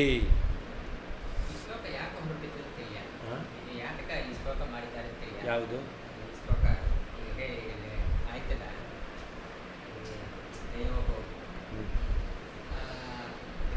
ಭಗವಂತ ಹೇಳಿದ್ರೆ ಇವರು ಹೇಳಿದ್ದಾರೆ ಅಂತಾನೆ ಎಲ್ಲ ಕಡೆ ಹಾಗೆ ತಾನೆ ಹೇಳ್ತಾ ಬರ್ತಾ ಇದ್ದಾರೆ. ಸ್ಪೆಸಿಫಿಕ್ ಆಗಿ ಇದಕ್ಕೆ ಮಂತ್ರಿ ಯಾರಿಗೆ ಹೇಳ್ತಾ ಇದ್ದಾರೆ ಅಂತೀನಿ. ದೇವರು ಏನು ಹೇಳ್ತಾನೆಯೋ ಭೇದ ತಾನೆ ಎಲ್ಲ. ಪರಮಾತ್ಮನಿಗೆ ಇದು ಶುದ್ಧಿ ಸೌರಭ, ಪರಮಾತ್ಮನಿಗೆ ದೋಷ ಇಲ್ಲ ಅಂತ. ಒಂದು ವೇಳೆ ಪರಮಾತ್ಮನನ್ನೇ ನೀವು ಸತ್ವರಜಸ್ತಮೋ ಗುಣಗಳಿಂದ ಬದ್ಧನಾಗಿದ್ದಾನೆ ಅಂತ ಹೇಳಿಬಿಟ್ರೆ ಪರಮಾತ್ಮನಿಗೆ ದೋಷ ಹೇಳದಂತಾಯ್ತಾ ಇಲ್ವೋ? ಆದ್ದರಿಂದ ಅವರೇನು ಹೇಳ್ತಾರೆ, ಪರಮಾತ್ಮನಿಗೆ ಭಾಗವತ ಬದ್ಧತ್ವವನ್ನು ಹೇಳಿದೆ ಅಂತ ಹೇಳಬೇಕು. ನಾವು ಪರಮಾತ್ಮನಿಗೆ ಬಂಧ ಇಲ್ಲ, ಬಂಧರೂಪವಾದ ದೋಷ ಇಲ್ಲ ಅಂದರೆ ಪರಮಾತ್ಮ ನಿರ್ದುಷ್ಟ ಅಂತ ಹೇಳಬೇಕು, ಅಂದರೆ ಶುದ್ಧ ಅಂತ ಹೇಳಬೇಕು. ಅದಕ್ಕೆ ನಾವೇನು ಹೇಳಿದೆವು, ಭಾಗವತದಲ್ಲಿ ಹೀಗೆ ಹೇಳಿದೆ ಅಂತ ನಾವು ಹೇಳಿದೆವು. ಅದಕ್ಕೆ ಅವ್ರು ಹೇಳಿದರು, ಭಾಗವತದಲ್ಲಿ ಬಂದಿರತಕ್ಕಂಥ ವಾಕ್ಯಕ್ಕೆ ಪರಮಾತ್ಮನಿಗೇನೇ ಗುಣ ಸಂಬಂಧದಿಂದ ಬಂಧನ, ವಾಸ್ತವಿಕವಾಗಿ ಬಂಧ ಇಲ್ಲ ಎಂಬುದಾಗಿ ಅರ್ಥ. ಅದರಿಂದಾಗಿ ಪರಮಾತ್ಮನನ್ನು ನೀವು ಪರಬ್ರಹ್ಮ ಯಾರಿದ್ದಾನೋ ಅವನು ನಿರ್ಗುಣ ನಿರಾಕಾರ ಶುದ್ಧ, ಸಗುಣ ಬ್ರಹ್ಮನಿಗೆ ಬಂಧ ಎಂಬತಕ್ಕಂಥದ್ದಿದೆ. ನಿಮ್ಮ ಬ್ರಹ್ಮ ಸಗುಣ ಬ್ರಹ್ಮ ಅಂದ ಅವನಿಗೆ ಬಂಧ ಇದೆ, ಅವನು ದೋಷವುಳ್ಳವನು. ಸಗುಣ ಬ್ರಹ್ಮ ಅವರು ನಮಗೆ ಮೇಲೆ ಆಕ್ಷೇಪ ಮಾಡಬೇಕು. ನಮ್ಮ ಬ್ರಹ್ಮ ಸಗುಣ ಬ್ರಹ್ಮ, ನಮ್ಮಲ್ಲಿ ಸಗುಣ ಬ್ರಹ್ಮನೇ ನಿರ್ಗುಣ ಬ್ರಹ್ಮ. ನಿರ್ಗುಣ ಬ್ರಹ್ಮ ಅಂದರೆ ಸತ್ವರಜಸ್ತಮೋ ಗುಣರಹಿತನಾದ ಬ್ರಹ್ಮ. ಅಂದರೆ ನಮ್ಮಲ್ಲಿ ಎರಡು ಬ್ರಹ್ಮ ಅಂದರೂ ಒಬ್ಬನೇ ಅವನು, ಅವರಲ್ಲಿ ಎರಡು ಬ್ರಹ್ಮ. ಅವ್ರ ಮತ ಪ್ರಕಾರ ಸಗುಣ ಬ್ರಹ್ಮನಿಗೆ ಮಾತ್ರ ಈ ಎಲ್ಲ ಸಂಸಾರಾದಿಗಳು, ನಿರ್ಗುಣ ಬ್ರಹ್ಮನಿಗೆ ಏನೂ ಇಲ್ಲ. ನಮ್ಮ ಮತ ಪ್ರಕಾರ ಏನಾಯಿತು, ಸಗುಣನಾಗಿದ್ದಾನೆ ಅಂತಂದರೆ ಅವನಿಗೆ ಸತ್ವರಜಸ್ತಮೋ ಗುಣಗಳ ಸಂಬಂಧ ಅಂತ ಆಗಬೇಕಲ್ಲ ಅಂತಂದರೆ ಅದಕ್ಕೆ ಹೇಳಿದ್ದು ಭಗವಂತ ಹೇಳಿದ್ದಾನೆ. ಏನಂತ, ಬದ್ಧ ಮುಕ್ತ ಇತಿ ಹ್ಯಾಖ್ಯ ಗುಣತಃ ಮೇ ಅಂತ ಭಗವಂತನೇ ಹೇಳ್ಕೊಂಡಿದ್ದಾನೆ. ಆದ್ದರಿಂದ ಭಗವಂತನಿಗೆ ಗುಣ ಸಂಬಂಧದ ಬಂಧ ಇರಬೇಕಲ್ಲ ಅಂತ ಪ್ರಶ್ನೆ ಮಾಡಿದರೆ ಆ ಶ್ಲೋಕಕ್ಕೆ ಆ ಅರ್ಥ ಅಲ್ಲವೇ ಅಲ್ಲ ಅಂತ ಆ ಶ್ಲೋಕದ ತಾತ್ಪರ್ಯ ಏನು, ಆ ಶಬ್ದಗಳ ಅರ್ಥ ಏನು ಒಂದೊಂದನ್ನು ಬಿಡಿಸ್ತಾ ಇದ್ದಾರೆ. ಆದ್ದರಿಂದ ಭಗವಂತನಿಗೆ ಬದ್ಧತ್ವ ರೂಪವಾದ ದೋಷ ಇಲ್ಲ. ಭಗವಂತ ಶುದ್ಧ, ಶುದ್ಧಿ ಸೌರಭದಲ್ಲಿ ಭಗವಂತನನ್ನು ಶುದ್ಧ ಅಂತ ಹೇಳ್ತಾ ಇದ್ದಾರೆ. ಅಲ್ಲಿಗೆ ಸುಮ್ಮನೆ ಈ ಶ್ಲೋಕದಲ್ಲಿ ದೇವರು ಏನು ಹೇಳಿದ್ದಾನೋ ಅದೇ ಅರ್ಥದಲ್ಲಿ ನಾ ಹೇಳ್ತೇನೆ ಅಂತ ಅಲ್ಲ. ಈಗ ಈಗ ಹೇಳಿದ ಶ್ಲೋಕದಲ್ಲಿ ದೇವರು ಏನು ಹೇಳಿದ್ದಾನೆಯೋ ಅದೇ ತರ ನನ್ನ ತಾತ್ಪರ್ಯ ಅಂತ ಸ್ಪಷ್ಟವಾಗಿ ಹೇಳ್ತಾರೆ. ಅವರ ಹಾಗಿತ್ತು ಹೇಳಲ್ಲ, ಮಾಯಾವಾದಿಗಳ ಅರ್ಥ ಹಾಗಿಲ್ವಲ್ಲ. ಇದು ನಾವು ಹೇಳುವಂಥ ಅರ್ಥ. ಮಾಯಾವಾದಿಗಳೇನು ಹೇಳ್ತಾರೆ, ಪರಮಾತ್ಮನಿಗೆ ಸತ್ವರಜಸ್ತಮೋ ಗುಣಗಳಿಂದಲೇ ಬಂಧ, ಅವನಿಗೇನೆ ಬಂಧದಿಂದ ಮೋಕ್ಷ, ಒಬ್ಬನೇ ಆತ್ಮ ಬದ್ಧನು, ಅವನೇ ಮುಕ್ತನು, ಏಕಸ್ಯೈವ ನಿತ್ಯ ಅವನು ಬದ್ಧ ಮೋಕ್ಷ ಇತಿ ಆಖ್ಯ. ಈ ವಿಷಯ ಮುಂದೆ ಬಂದು ಎಲ್ಲಿ ಇತಿ ಪೂರ್ವೋಕ್ತಮೇವಾರ್ಥ ಸ್ಪಷ್ಟಮಾಹ ಪುನಃಪ್ರಭು ಅತಃ ಪೂರ್ವೋಕ್ತ ವಾಕ್ಯಾರ್ಥೋ ಅಪಿ ಅಸ್ಮದುಕ್ತಃ ನಾಚ ಪರಹ ಇಟ್ರು. ಹೌದು, ಇಲ್ಲಿ ಬಂದು ಇಲ್ಲಿ ಏನು ಹೇಳ್ತಾ ಇದ್ದಾರೆ ಅಂತಂದರೆ, ಏಕಸ್ಯೈವ ಎಂಬತಕ್ಕಂತಹ ಪದಕ್ಕೆ ನಾವು ಹೇಳಿದ ರೀತಿಯಲ್ಲಿ ಪರಮಾತ್ಮನಿಗಿಂತ ಭಿನ್ನನಾದ ಜೀವ ಎಂಬುವಂತಹ ಪಕ್ಷಿಗೆ ಅಂತ ನಾವು ಅರ್ಥ ಮಾಡಿದ್ದೇವೆ, ಅದು ಸರಿಯಾಯಿತು. ಹಾಗೆ ನಾವು ಜೀವನು ಪರಮಾತ್ಮನಿಂದ ಭಿನ್ನಾಂಶ ಅಂತ ವಾಕ್ಯ ಮಾಡಿದ್ದೇವೆ, ಅದು ಸರಿಯಾಯಿತು ಅಂತ ಈ ಶ್ಲೋಕದಲ್ಲಿ ಹೇಳ್ತಾ ಇದ್ದಾರೆ. ಹಿಂದೆ ಹೇಳಿದ್ರು ಅರ್ಥ, ಈ ರೀತಿಯಲ್ಲಿ ಅರ್ಥ ವಿವರಣೆ ಮಾಡಿದ್ದರಿಂದ ನಾವು ಹೇಳಿದಂತಹ ಹಿಂದಿನ ಅರ್ಥ ಅದು ಯೋಗ್ಯವೇ ಆಗಿದೆ, ಅದಕ್ಕೆ ವಿರೋಧ ಇಲ್ಲ ಅಂತ ಹೇಳ್ತಾ ಇದ್ದಾರೆ. ಇಲ್ಲಿ ಹೇಳೋದು ಎರಡು, ಏಕಸ್ಯ ಪದಕ್ಕೆ ಜೀವ ಪರಮಾತ್ಮನಿಗಿಂತ ಭಿನ್ನನಾದ ಜೀವನಿಗೆ ಅಂತ ಅರ್ಥ ಮಾಡಿತ್ತು. ಹಾಗೆ ಮಮಾಂಶಸ್ಯ ಅಂತಂದರೆ ಭಿನ್ನಾಂಶ ಅಂತ ಅರ್ಥ ಮಾಡಿದ್ದಾರೆ. ಈ ಎರಡು ಅರ್ಥ ಯೋಗ್ಯವೇ ಅನ್ನೋದನ್ನು ಉಪಪಾದನೆ ಮಾಡ್ತಾ ಇದ್ದಾರೆ. ತಾವು ಹೇಳಿದಂಥ ವ್ಯಾಖ್ಯಾನಕ್ಕೆ ಯಾವ ವಿರೋಧ ಇಲ್ಲ ಅನ್ನೋದನ್ನು ಸ್ಪಷ್ಟಪಡಿಸಬೇಕು, ಅದನ್ನು ಹೇಳ್ತಾರೆ. ತತಃ ಸುಪರ್ಣೌ ಏತೌ ಇತಿ ಶ್ಲೋಕಾರ್ಥಸ್ಯ ಪೂರ್ವಪ್ರಸ್ತುತತ್ವಾದೇವ. ಸುಪರ್ಣೌ ಏತೌ ಎಂಬತಕ್ಕಂಥ ಶ್ಲೋಕದ ಅರ್ಥ ಹಿಂದೆಯೇ ಪ್ರಸ್ತುತವಾಗಿದೆ. ಅಂದ್ರೇನರ್ಥ, ಪರಮಾತ್ಮನಿಗೆ ನಿತ್ಯ ಮುಕ್ತತ್ವ, ಜೀವನಿಗೆ ಬದ್ಧತ್ವ, ನಿತ್ಯಬದ್ಧತ್ವ ಎಂಬತಕ್ಕಂಥದ್ದು ಪ್ರಸ್ತುತವಾಗಿದೆ. ಆದ್ದರಿಂದ ಏಕಸ್ಯೈವ ಮಮಾಂಶಸ್ಯ ಇತಿ ಶ್ಲೋಕೆ ದ್ವಯೋಃ ಖಗಯೋಃ ಏಕಸ್ಯ ಜೀವಾಖ್ಯ ಖಗಸ್ಯ ಇತ್ಯರ್ಥಃ ಪ್ರಾಗುಕ್ತಃ ಅರ್ಥಃ. ಇದು ವಾದಿರಾಜರು ಹೇಳಿದ್ದು. ಈಗ ನಾವು ಹೇಳಿದ ಅರ್ಥ ಏನಂತ, ಏಕಸ್ಯೈವ ಮಮಾಂಶಸ್ಯ, ಏಕಸ್ಯೈವ ಅಂತಂದರೆ ಅಲ್ಲಿ ಶ್ಲೋಕದಲ್ಲಿ ಭಾಗವತದಲ್ಲಿ ಇರ್ತಕ್ಕಂಥದ್ದು ಏಕಸ್ಯೈವ ಮಮಾಂಶಸ್ಯ ಜೀವಸ್ಯೈವ ಮಹಾಮತೆ ಎಂಬ ಭಾಗವತ ಶ್ಲೋಕ. ಇಲ್ಲಿ ಬಂದಿರತಕ್ಕಂಥ ಮಮಾಂಶ ಅನ್ನೋದಕ್ಕೆ ಏನು ಅರ್ಥ ಮಾಡಿದೆ, ಏಕಸ್ಯ ಅನ್ನೋದಕ್ಕೆ ದ್ವಯೋಃ ಖಗಯೋಃ, ಎರಡು ಪಕ್ಷಿಗಳಲ್ಲಿ ಏಕಸ್ಯ ಅಂದರೆ ಜೀವಾಖ್ಯ ಖಗಸ್ಯ ಅಂತ ಅರ್ಥ ಮಾಡಿದ್ದೇವೆ. ಈ ಅರ್ಥವು ಹಾಗೆ ಇನ್ನೊಂದು ಭಿನ್ನಾಂಶತ ಮಮಾಂಶಸ್ಯ ಇತ್ಯತ್ರ ಉಕ್ತ ಭಿನ್ನಾಂಶತ. ಈ ಶ್ಲೋಕದಲ್ಲಿ ಭಿನ್ನಾಂಶತ ಮಮಾಂಶಸ್ಯ ಎಂಬ ಶ್ಲೋಕದಲ್ಲಿ ಹೇಳಿದ್ದಾರೆ. ಇಲ್ಲಿ ಪರಮಾತ್ಮ ಜೀವನನ್ನು ಭಿನ್ನಾಂಶ ಎಂಬುದಾಗಿ ಜೀವನಿಗೆ ಭಿನ್ನಾಂಶತ್ವವನ್ನು ಹೇಳಿದ್ದಾರೆ. ಇದು ಅಂತೆ ಅಂದರೆ ಉತ್ತರ ಪದ್ಯದ್ವಯೇ. ಉತ್ತರ ಪದ್ಯದ್ವಯ ಅಂತಂದರೆ ಸುವರ್ಣವೇತೌ ಆತ್ಮಾನಂ ಸವೇದ ಅಂತ ಈ ಎರಡು ಶ್ಲೋಕಗಳಲ್ಲಿ ಅತಬದ್ಧಸ್ಯ ಮುಕ್ತಸ್ಯ ಸುಪರ್ಣೌ ಏತಿ ಅತಬದ್ಧಸ್ಯ ಮುಕ್ತಸ್ಯ ಸುಪರ್ಣೌ ಏತೌ ಇತಿ ಚ ಪದ್ಯದ್ವಯೇ ಅಂತ. ಅಲ್ಲಿ ಅತಬದ್ಧಸ್ಯ ಮುಕ್ತಸ್ಯ ವ್ಯತ್ಯಾಸಂ ವದಾಮಿತೆ ಅಂತ ವಾಕ್ಯ ಬಂತು. ನಿತ್ಯಬದ್ಧಸ್ಯ ಮುಕ್ತಸ್ಯ ಚ ವ್ಯತ್ಯಾಸಂ, ಏನು ವ್ಯತ್ಯಾಸ ಇದೆ ಎಂಬತಕ್ಕಂಥದ್ದನ್ನು ಹೇಳ್ತೇನೆ ಅಂತ ಒಂದು ಶ್ಲೋಕ. ಇನ್ನೊಂದು ಸುವರ್ಣವೇತ ಎಂಬತಕ್ಕಂಥ ಶ್ಲೋಕ. ಈ ಎರಡು ಶ್ಲೋಕದಲ್ಲಿ ಭೇದವನ್ನೇ ಹೇಳಿದ್ದಾರೆ. ಆದ್ದರಿಂದ ತೇನೈವ ಕೃಷ್ಣೇನೈವ ಪ್ರಾಗಂಶತ್ವಂ ಉಕ್ತ್ವಾ ತಸ್ಯೈವ ಅಂಶಸ್ಯ ಅಂಶಿನಾ ಸ್ವೇನ ಸಹ ಭೇದಸ್ಯಾಪಿ ಕಥನಾತ್ ಭಿನ್ನಾಂಶತ್ವಂ ಲಭ್ಯತೆ ಇತಿ ಭಾವ. ಮೊದಲು ಏಕಸ್ಯೈವ ಮಮಾಂಶಸ್ಯ ಅಂತ ಹೇಳಿದ್ದಾನೆ. ಅನಂತರದಲ್ಲಿ ಪರಮಾತ್ಮ ಜೀವನಿಗೆ ಭಿನ್ನಾಂಶತ ಮಮಾಂಶಸ್ಯ ಅಂತ ಹೇಳ್ತಾ ಇದ್ದಾನೆ. ಜೀವನು ಪರಮಾತ್ಮನಿಂದ ಭಿನ್ನನಾಗಿದ್ದಾನೆ ಅಂತ. ಹೀಗೆ ಅಂಶವನ್ನು ಅಂಶ ಅಂತ ಹೇಳಿದ್ದಾನೆ. ಅಂಶ ಅಂತ ಹೇಳಿರ್ತಕ್ಕಂಥವನು ಅಂಶಿಯಾದ ತನ್ನಿಂದ ಭಿನ್ನನಾಗಿದ್ದಾನೆ ಅಂತ ಹೇಳ್ತಾ ಇದ್ದಾನೆ. ಹಾಗಾದರೆ ಜೀವ ಏನಾದ?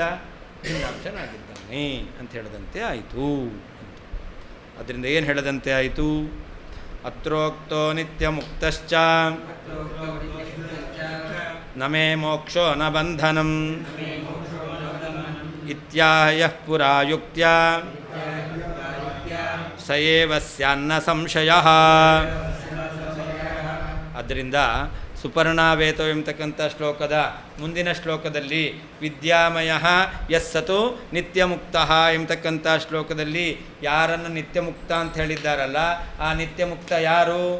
ಅದನ್ನು ಹೇಳ್ತಾರೆ ನಮೇ ಮೋಕ್ಷ ನ ಬಂಧನಂ ಅಂತ. ನಮೇ ಮೋಕ್ಷ ನ ಬಂಧನಂ ಎಂಬ ಪೂರ್ವ ಶ್ಲೋಕದಲ್ಲಿ ಯಾವ ಪರಮಾತ್ಮ ಯಾರಿಗೆ ನನಗೆ ಮೋಕ್ಷ ಇಲ್ಲ, ಬಂಧ ಇಲ್ಲ ಅಂತ ಹೇಳಿದ್ನೋ ಅವನೇ ನಿತ್ಯಮುಕ್ತ ಎಂಬುದಾಗಿ ಪರಮಾತ್ಮ ಹೇಳ್ತಾ ಇದ್ದಾನೆ. ಯಾಕೆ? ಯಹ ಪುರ ಯುಕ್ತ್ಯಾ ಗುಣಸ್ಯ ಮಾಯಾ ಮೂಲತ್ವಾತ್. ಗುಣ ತ್ರಿಗುಣಗಳು ಮೂಲ ಪ್ರಕೃತಿಯಿಂದ ಜನ್ಯವಾದವುಗಳು. ನಾನು ಅಪ್ರಾಕೃತ, ನನಗೆ ಪ್ರಕೃತಿಯ ಸಂಬಂಧ ಇಲ್ಲ, ಆದ್ದರಿಂದಾಗಿ ನನಗೆ ಬಂಧ ಇಲ್ಲ ಎಂಬುದಾಗಿ ಯುಕ್ತಿ ಸಹಿತವಾಗಿ ಪರಮಾತ್ಮ ಹೇಳಿದ್ದಾನೆ. ಸಯೇವಸ್ಯ ನ ಸಂಶಯ. ಆದ್ದರಿಂದ ಈ ಅರ್ಥವೇ ಆಗಬೇಕಷ್ಟೇ ಹೊರತು ಒಬ್ಬನಿಗೇನೆ ನೀವು ಬದ್ಧತ್ವ ಮುಕ್ತತ್ವ ಹೇಳ್ತೀವಿ ಅಂದರೆ ಅದು ಸರಿಯಲ್ಲ. ನಿತ್ಯ ಮುಕ್ತನಾದವನು ಪರಮಾತ್ಮ, ಬದ್ಧನಾದವನು ಜೀವ ಅಂತಾರೆ. ಅರ್ಥ ವ್ಯತ್ಯಾಸವನ್ನು ಹೇಳಬೇಕು. ಅತ್ರ ಈ ಶ್ಲೋಕದಲ್ಲಿ ಅಂದರೆ ವಿದ್ಯಾಮಯ ಯಸ್ಸತು ನಿತ್ಯಮುಕ್ತ ಎಂಬುದಾಗಿ ಈ ಶ್ಲೋಕದಲ್ಲಿ ಉಕ್ತ ಹೇಳಲ್ಪಟ್ಟಂತಹ ನಿತ್ಯಮುಕ್ತನು ಯಾರು ಪುರ ಹಿಂದಿನ ಶ್ಲೋಕದಲ್ಲಿ ಅಂತಂದರೆ ಬದ್ಧ ಮುಖ್ಯ ಇತಿ ಹ್ಯಾಖ್ಯ ಗುಣತಃ ಮೇ ನ ವಸ್ತುತಃ ಗುಣಸ್ಯ ಮಾಯಾಮೂಲತ್ವಾತ್ ನ ಮೋಕ್ಷ ನ ಚ ಬಂಧನಂ ಎಂಬತಕ್ಕಂತಹ ಈ ಶ್ಲೋಕದಲ್ಲಿ ಮೇ ನನಗೆ ನ ಮೋಕ್ಷವಿಲ್ಲ, ನ ಬಂಧನವೂ ಇಲ್ಲ ಇತಿ ಎಂದು ಯುಕ್ತಿಯಿಂದ ಆಹಾ ಹೇಳಿರುವನೋ ಸಯೇವ ಸ್ಯಾತ್ ಅವನೇ ಆಗಬೇಕು. ನ ಸಂಶಯ ಸಂದೇಹ ಇಲ್ಲ. ಅತ್ರ ಈ ವಿದ್ಯಾಮಯ ಯಸ್ಸತು ನಿತ್ಯಮುಕ್ತ ಎಂಬತಕ್ಕಂಥ ಶ್ಲೋಕದಲ್ಲಿ ಉಕ್ತನಾದ ನಿತ್ಯಮುಕ್ತನು ಯಾರು ಹಿಂದಿನ ಶ್ಲೋಕದಲ್ಲಿ ಮೇ ನನಗೆ ನ ಮೋಕ್ಷ ಇಲ್ಲ, ನ ಬಂಧನವೂ ಇಲ್ಲ ಇತಿ ಎಂದು ಯುಕ್ತಿಯಿಂದ ಏನು ಯುಕ್ತಿ? ಗುಣಸ್ಯ ಮಾಯಾಮೂಲತ್ವಾತ್ ಎಂಬತಕ್ಕಂತಹ ಯುಕ್ತಿಯಿಂದ ಆಹಾ ಹೇಳಿದ್ದಾನೋ ಸಯೇವ ಸ್ಯಾತ್ ಅವನೇ ಆಗಬೇಕು. ನ ಸಂಶಯ ಸಂದೇಹ ಇಲ್ಲ. ವಿದ್ಯಾಮಯ ಯಸ್ಸತು ನಿತ್ಯಮುಕ್ತ ಇತಿ ಸಾಮಾನ್ಯೇನ ಉಕ್ತಂ ನಿತ್ಯಮುಕ್ತತ್ವಂ ಕೃಷ್ಣಸ್ಯ ಕಥಂ ಲಭ್ಯತೆ ಇತ್ಯತಃ. ಅಲ್ಲಿ ವಿದ್ಯಾಮಯ ಯಹ ಸತು ನಿತ್ಯಮುಕ್ತ ಅಂತ ಅಷ್ಟೇ ಹೇಳಿದ್ದಾನೆ. ಅಹಂ ನಿತ್ಯಮುಕ್ತ ಅಂತ ಕೃಷ್ಣ ಹೇಳ್ಕೊಳ್ಳಿಲ್ಲ. ವಿದ್ಯಾಮಯ ಯಹ ಸತು ನಿತ್ಯಮುಕ್ತ ಅಂತ ಅಷ್ಟೇ ಹೇಳಿದ್ದು. ನಿತ್ಯಮುಕ್ತ ಅಹಂ ಅಂತ ಭಗವಂತ ಹೇಳ್ಕೊಂಡಿಲ್ಲ. ಅಂದರೆ ನಿತ್ಯಮುಕ್ತ ಪರಮಾತ್ಮ ಅಂತ ಹೇಗೆ ಸಿದ್ಧ ಆಗುತ್ತೆ ಅಂತ ಪ್ರಶ್ನೆ ಬರುತ್ತೆ. ಅದಕ್ಕೆ ಉತ್ತರ ಕೊಡ್ತಾ ಇದ್ದಾರೆ. ಏನಂತ? ಅತ್ರ ಅಸ್ಮಿನ್ ಪದ್ಯೆ ವಿದ್ಯಾಮಯ ಯಸ್ಸತು ನಿತ್ಯಮುಕ್ತ ಎಂಬತಕ್ಕಂಥ ಪದ್ಯದಲ್ಲಿ ಹಿಂದೆ ಪೂರ್ವ ಶ್ಲೋಕೆ ಏನು ನಮೇ ಮೋಕ್ಷ ನ ಬಂಧನಂ ಅಲ್ಲಿ ಹೇಳಿದ್ದಾನೆ ಪರಮಾತ್ಮ. ನಮೇ ಮೇ ನನಗೆ ಯಾರು ಹೇಳಿದ್ದು? ಭಗವಂತ. ನನಗೆ ಅಂತ ಭಗವಂತ ಹೇಳ್ಕೊಂಡಿದ್ದಾನೆ. ಮೋಕ್ಷ ಇಲ್ಲ, ನ ಬಂಧನ ಇತಿ ಕಾದಾಚಿತ್ಕ ಬಂಧ ಮೋಕ್ಷರಹಿತತೆಯ ನಿತ್ಯಮುಕ್ತತಾಂ ಮೇ ಇತಿ ಸ್ವಸ್ಯಾಹ ಸಚ ಕೃಷ್ಣ ಏವ ಇತಿ ಅಂತ. ಯಾವ ಕೃಷ್ಣ ಕಾದಾಚಿತ್ಕ ಬಂಧ ಮೋಕ್ಷರಹಿತತೆಯ, ಕಾದಾಚಿತ್ಕ ಬಂಧ ಇಲ್ಲ, ಕಾದಾಚಿತ್ಕ ಮೋಹ ಇಲ್ಲ. ಕಾದಾಚಿತ್ಕ ಅಂದರೆ ಅವಿದ್ಯೆಯಿಂದ ಬಂದಿರತಕ್ಕಂಥದ್ದು ಯಾವುದು? ಬಂಧ. ತತ್ವಜ್ಞಾನದಿಂದ ಬಂದಿರೋದು ಮೋಕ್ಷ. ಅದರಿಂದ ಕಾದಾಚಿತ್ಕ ಬಂಧ, ಕಾದಾಚಿತ್ಕ ಮೋಕ್ಷ ರಹಿತತೆಯ ನಿತ್ಯಮುಕ್ತತಾ ಪರಮಾತ್ಮ ನಮೇ ಮೋಕ್ಷ ನ ಬಂಧನಂ ಎಂಬುದಾಗಿ ತನಗೆ ನಿತ್ಯಮುಕ್ತತ್ವವನ್ನು ಸ್ವಸ್ಯ ಆಹ ಸಚ ಕೃಷ್ಣ ಏವ ಆ ಕೃಷ್ಣನೇ ಅತ್ರಾಪಿ ನಿತ್ಯಮುಕ್ತತೆಯ ಸಾಮಾನ್ಯನ ಉಚ್ಯಮಾನಃ ಸಯೇವ ಕೃಷ್ಣ ಏವ. ಅಂದರೆ ಹಿಂದೆ ಯಾರನ್ನು ನಿತ್ಯಮುಕ್ತ ಅಂತ ಹೇಳ್ಕೊಂಡಿದ್ದಾನೋ ವಿದ್ಯಾಮಯ ಎಸ್ ಸತೋ ನಿತ್ಯಮುಕ್ತ ಎಂಬಲ್ಲೂ ಕೂಡ ಸಾಮಾನ್ಯವಾಗಿ ಹೇಳಿದರೂ ಕೂಡ ಅವನನ್ನು ಯಾರು ಅಂತ ಇಟ್ಕೊಳ್ಬೇಕು? ಹಿಂದೆ ಪ್ರಸ್ತುತನಾದಂತಹ ನಮೇ ಮೋಕ್ಷ ನ ಬಂಧನಂ ಎಂಬುದಾಗಿ ಯಾರಿಗೆ ಕೃಷ್ಣ ಪರಮಾತ್ಮ ಬಂಧ ಇಲ್ಲ ಮೋಕ್ಷ ಇಲ್ಲ ಅಂತ ಹೇಳ್ಕೊಂಡಿದ್ದಾನೋ ಅವನನ್ನೇ ಇಲ್ಲೂ ಕೂಡ ನಿತ್ಯಮುಕ್ತ ಅಂತ ಹೇಳ್ತಾ ಇದ್ದಾನೆ. ಹಾಗಾದ್ರೆ ಯಾರಿಗೆ ಹೇಳದಂತೆ ಆಯಿತು? ಭಗವಂತನಿಗೆ ಹೇಳದಂತೆ ಆಯಿತು. ಯುಕ್ತ್ಯ ನಿತ್ಯಮುಕ್ತದ್ವಯಸ್ಯ ಅಪ್ರಾಮಾಣಿಕತ್ವ ಯುಕ್ತ್ಯ ಅಂತ. ಯುಕ್ತಿ ಏನದು? ಇಬ್ಬರು ನಿತ್ಯಮುಕ್ತರಾಗಲಿಕ್ಕೆ ಸಾಧ್ಯ ಇಲ್ಲ. ನಿತ್ಯಮುಕ್ತದ್ವಯಸ್ಯ, ನಿತ್ಯಮುಕ್ತರು ಇಬ್ಬರಾಗಲಿಕ್ಕೆ ಸಾಧ್ಯವೇ ಇಲ್ಲ. ನಿತ್ಯಮುಕ್ತದ್ವಯಸ್ಯ ಅಪ್ರಾಮಾಣಿಕತ್ವ ಯುಕ್ತ್ಯ ಅಂತ. ಇಬ್ಬರೂ ನಿತ್ಯಮುಕ್ತರಾಗಿದ್ದಾರೆ ಎಂಬತಕ್ಕಂಥದ್ದು ಸರಿಯಲ್ಲ. ಯಾಕೆ? ಹಿಂದೆ ಭಗವಂತ ನಮೇ ಮೋಕ್ಷ ನ ಬಂಧನಂ ಅಂತ ಒಬ್ಬನಿಗೆ ನನಗಿಲ್ಲ ಅಂತ ಹೇಳ್ದ. ಇಲ್ಲಿ ವಿದ್ಯಾಮಯ ಎಸ್ ಸತು ನಿತ್ಯ ಮುಕ್ತ ಸಾಮಾನ್ಯವಾಗಿ ಹೇಳ್ದ. ಹಾಗಾದ್ರೆ ಇವನು ಬೇರೆ ಅವನು ಬೇರೆ ಅಂತಂದರೆ ಇಬ್ಬರು ನಿತ್ಯ ಮುಕ್ತರು ಅಂತಾದರು. ನಿತ್ಯ ಮುಕ್ತರು ಇಬ್ಬರಾಗಲಿಕ್ಕೆ ಸಾಧ್ಯ ಇಲ್ಲ. ಯಾಕೆ? ಮೋಕ್ಷ ಇನ್ನೊಬ್ಬನಿಂದ ಪಡಿಬೇಕು, ಇನ್ನೊಬ್ಬನಿಂದ ಮೋಕ್ಷ ಪಡಿಬೇಕು. ಹಾಗಾದರೆ ನಿತ್ಯ ಮುಕ್ತರಾಗಿರ್ತಕ್ಕಂಥವರು ಇಬ್ಬರಿರಲಿಕ್ಕೆ ಸಾಧ್ಯವೇ ಇಲ್ಲ. ಆದ್ದರಿಂದಾಗಿ ಪರಮಾತ್ಮ ಒಬ್ಬನೇ ಹಿಂದೆ ನನಗೆ ಮೋಕ್ಷ ಇಲ್ಲ ಬಂಧ ಇಲ್ಲ ಅಂತ ಹೇಳ್ಕೊಂಡಿದ್ದಾನೆ. ವಿದ್ಯಾಮಯ ಎಸ್ಸತು ನಿತ್ಯ ಮುಕ್ತ ಅಂತ ಮುಂದೆ ಹೇಳ್ತಾ ಇದ್ದಾನೆ. ಹಾಗಾದರೆ ಹಿಂದೆ ಉಕ್ತನಾದ ನಾನೇ ನಿತ್ಯ ಮುಕ್ತ ಎಂಬುದಾಗಿ ಭಗವಂತ ಹೇಳ್ತಾ ಇದ್ದಾನೆ. ಯಾರು?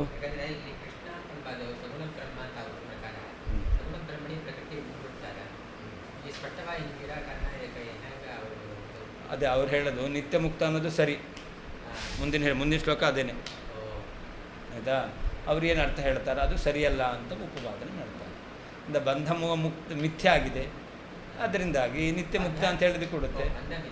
ಹಾಂ, ಅಂದರೆ ನಿತ್ಯ ಮುಕ್ತ ಅಂತ ಹೇಳದಂತೆ ಆಯಿತು ಅಂತ. ನಿತ್ಯ ಮುಕ್ತ ಅಂತ ಹೇಳಿದ್ರು ಕೂಡುತ್ತೆ. ಹೌದು, ಬಂಧ ಮಿಥ್ಯ, ಆದ್ದರಿಂದ ಬಂಧ ಇಲ್ಲ ಅಂತಾಯಿತು. ಇಲ್ಲ ಅಂತಾದರೆ ಭಗವಾನ್ ನಿತ್ಯ ಮುಕ್ತನೇ ಅದ. ಹಂಗೆ ಬಂಧ ಮಿಥ್ಯ ಅಂತ ಸಿದ್ಧ ಆಗಲ್ಲ. ಬಂಧಕ್ಕೆ ಮಿಥ್ಯಾತ್ವ ಯಾವುದನ್ನ ಹೇಳ್ತಾರೆ. ಅದೇ ಮೊದಲನೇದು ಬದ್ಧ ಮುಕ್ತ ಇತಿ ಹ್ಯಾಖ್ಯ ಗುಣತಃ, ಗುಣದಿಂದ ನನಗೆ ವಾಸ್ತವಿಕವಾಗಿ ನ ಮೋಕ್ಷ ನ ಬಂಧನ. ನನ್ನ ಸ್ವರೂಪಕ್ಕೆ ಅದಕ್ಕೆ ಇದು ಬಂಧ ಎಂಬತಕ್ಕಂಥದ್ದು ಗುಣನಿಮಿತ್ತವಾದದ್ದು, ಮಿಥ್ಯಾಭೂತವಾದದ್ದು, ವ್ಯಾವಹಾರಿಕವಾದದ್ದು ಬಂಧ ಎಂಬತಕ್ಕಂಥದ್ದು. ಆದ್ದರಿಂದಾಗಿ ನನಗೆ ಬಂಧವೂ ಇಲ್ಲ, ಬಂಧ ಇದ್ದಿದ್ದರೆ ಮೋಕ್ಷ ಆಗ್ತಿತ್ತು. ಬಂಧವೇ ಮಿಥ್ಯ, ಆದ್ದರಿಂದ ನನಗೆ ಬಂಧವೂ ಇಲ್ಲ ಮೋಕ್ಷವೂ ಇಲ್ಲ ಎಂಬುದಾಗಿ ಕೃಷ್ಣ ಪರಮಾತ್ಮ ಹೇಳ್ತಾ ಇದ್ದಾನೆ. ಇನ್ನು ಯಾವುದನ್ನು ಹೇಳಬೇಕು?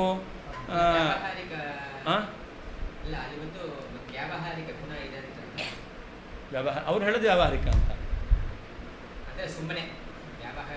ವ್ಯಾವಹಾರಿಕ ಅಂತಂದರೆ ಮಿಥ್ಯ ಅಂತಲೇ ಅರ್ಥ, ಸಸದ್ವಿಲಕ್ಷಣ ಅಂತ ಅರ್ಥ, ಪಾರಮಾರ್ಥಿಕವಾಗಿಲ್ಲ. ಆದ್ದರಿಂದ ಒಬ್ಬನನ್ನೇ ನಿತ್ಯಬದ್ಧ ನಿತ್ಯ ಮುಕ್ತ ಅಂತ ಹೇಳ್ಬೋದು. ಹಾಂ, ನಿತ್ಯಬದ್ಧ ಅನ್ನೋದಕ್ಕೆ ಏನು ತುಂಬ ಕಾಲ ಇರುತ್ತೆ ಅಂತ ಅರ್ಥ, ಯಾವಾಗಲೂ ಇರುತ್ತೆ ಅಂತ ಅರ್ಥ. ನಿತ್ಯಬದ್ಧ ಅವನು ತುಂಬ ಕಾಲ ಬಂಧನಕ್ಕೆ ಒಳಗಾಗಿತ್ತು, ಆದ್ದರಿಂದಾಗಿ ಅವನನ್ನು ನಿತ್ಯಬದ್ಧ ಅಂತ ಕರೀತಾರೆ. ಹೌದು, ಪರಬ್ರಹ್ಮನೇ. ಸಂಸಾರ ಕಾಲದಲ್ಲಿ ಬಂಧ, ಸಂಸಾರ ಬ್ರಹ್ಮದೇವರ ಪರಾಂತ ಕಾಲ ಆಗಬೇಕಲ್ಲ, ಅಷ್ಟು ದೀರ್ಘಕಾಲಿಕವಾಗಿದೆ. ಅದರಿಂದಾಗಿ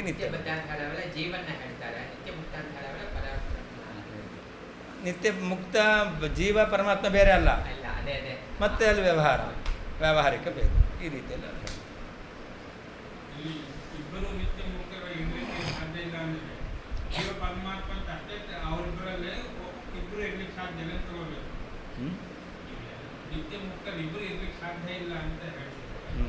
ಇದು ಯಾವಾಗ ಜೀವ ಮತ್ತು ಪರಮಾತ್ಮನ ಬಗ್ಗೆ ಚಿಂತನೆ ಮಾಡುವಾಗ ಮಾತ್ರ ಇಬ್ಬರು ಇರ್ಲಿಕ್ಕೆ ಸಾಧ್ಯ ಇಲ್ಲ ಅಂತ.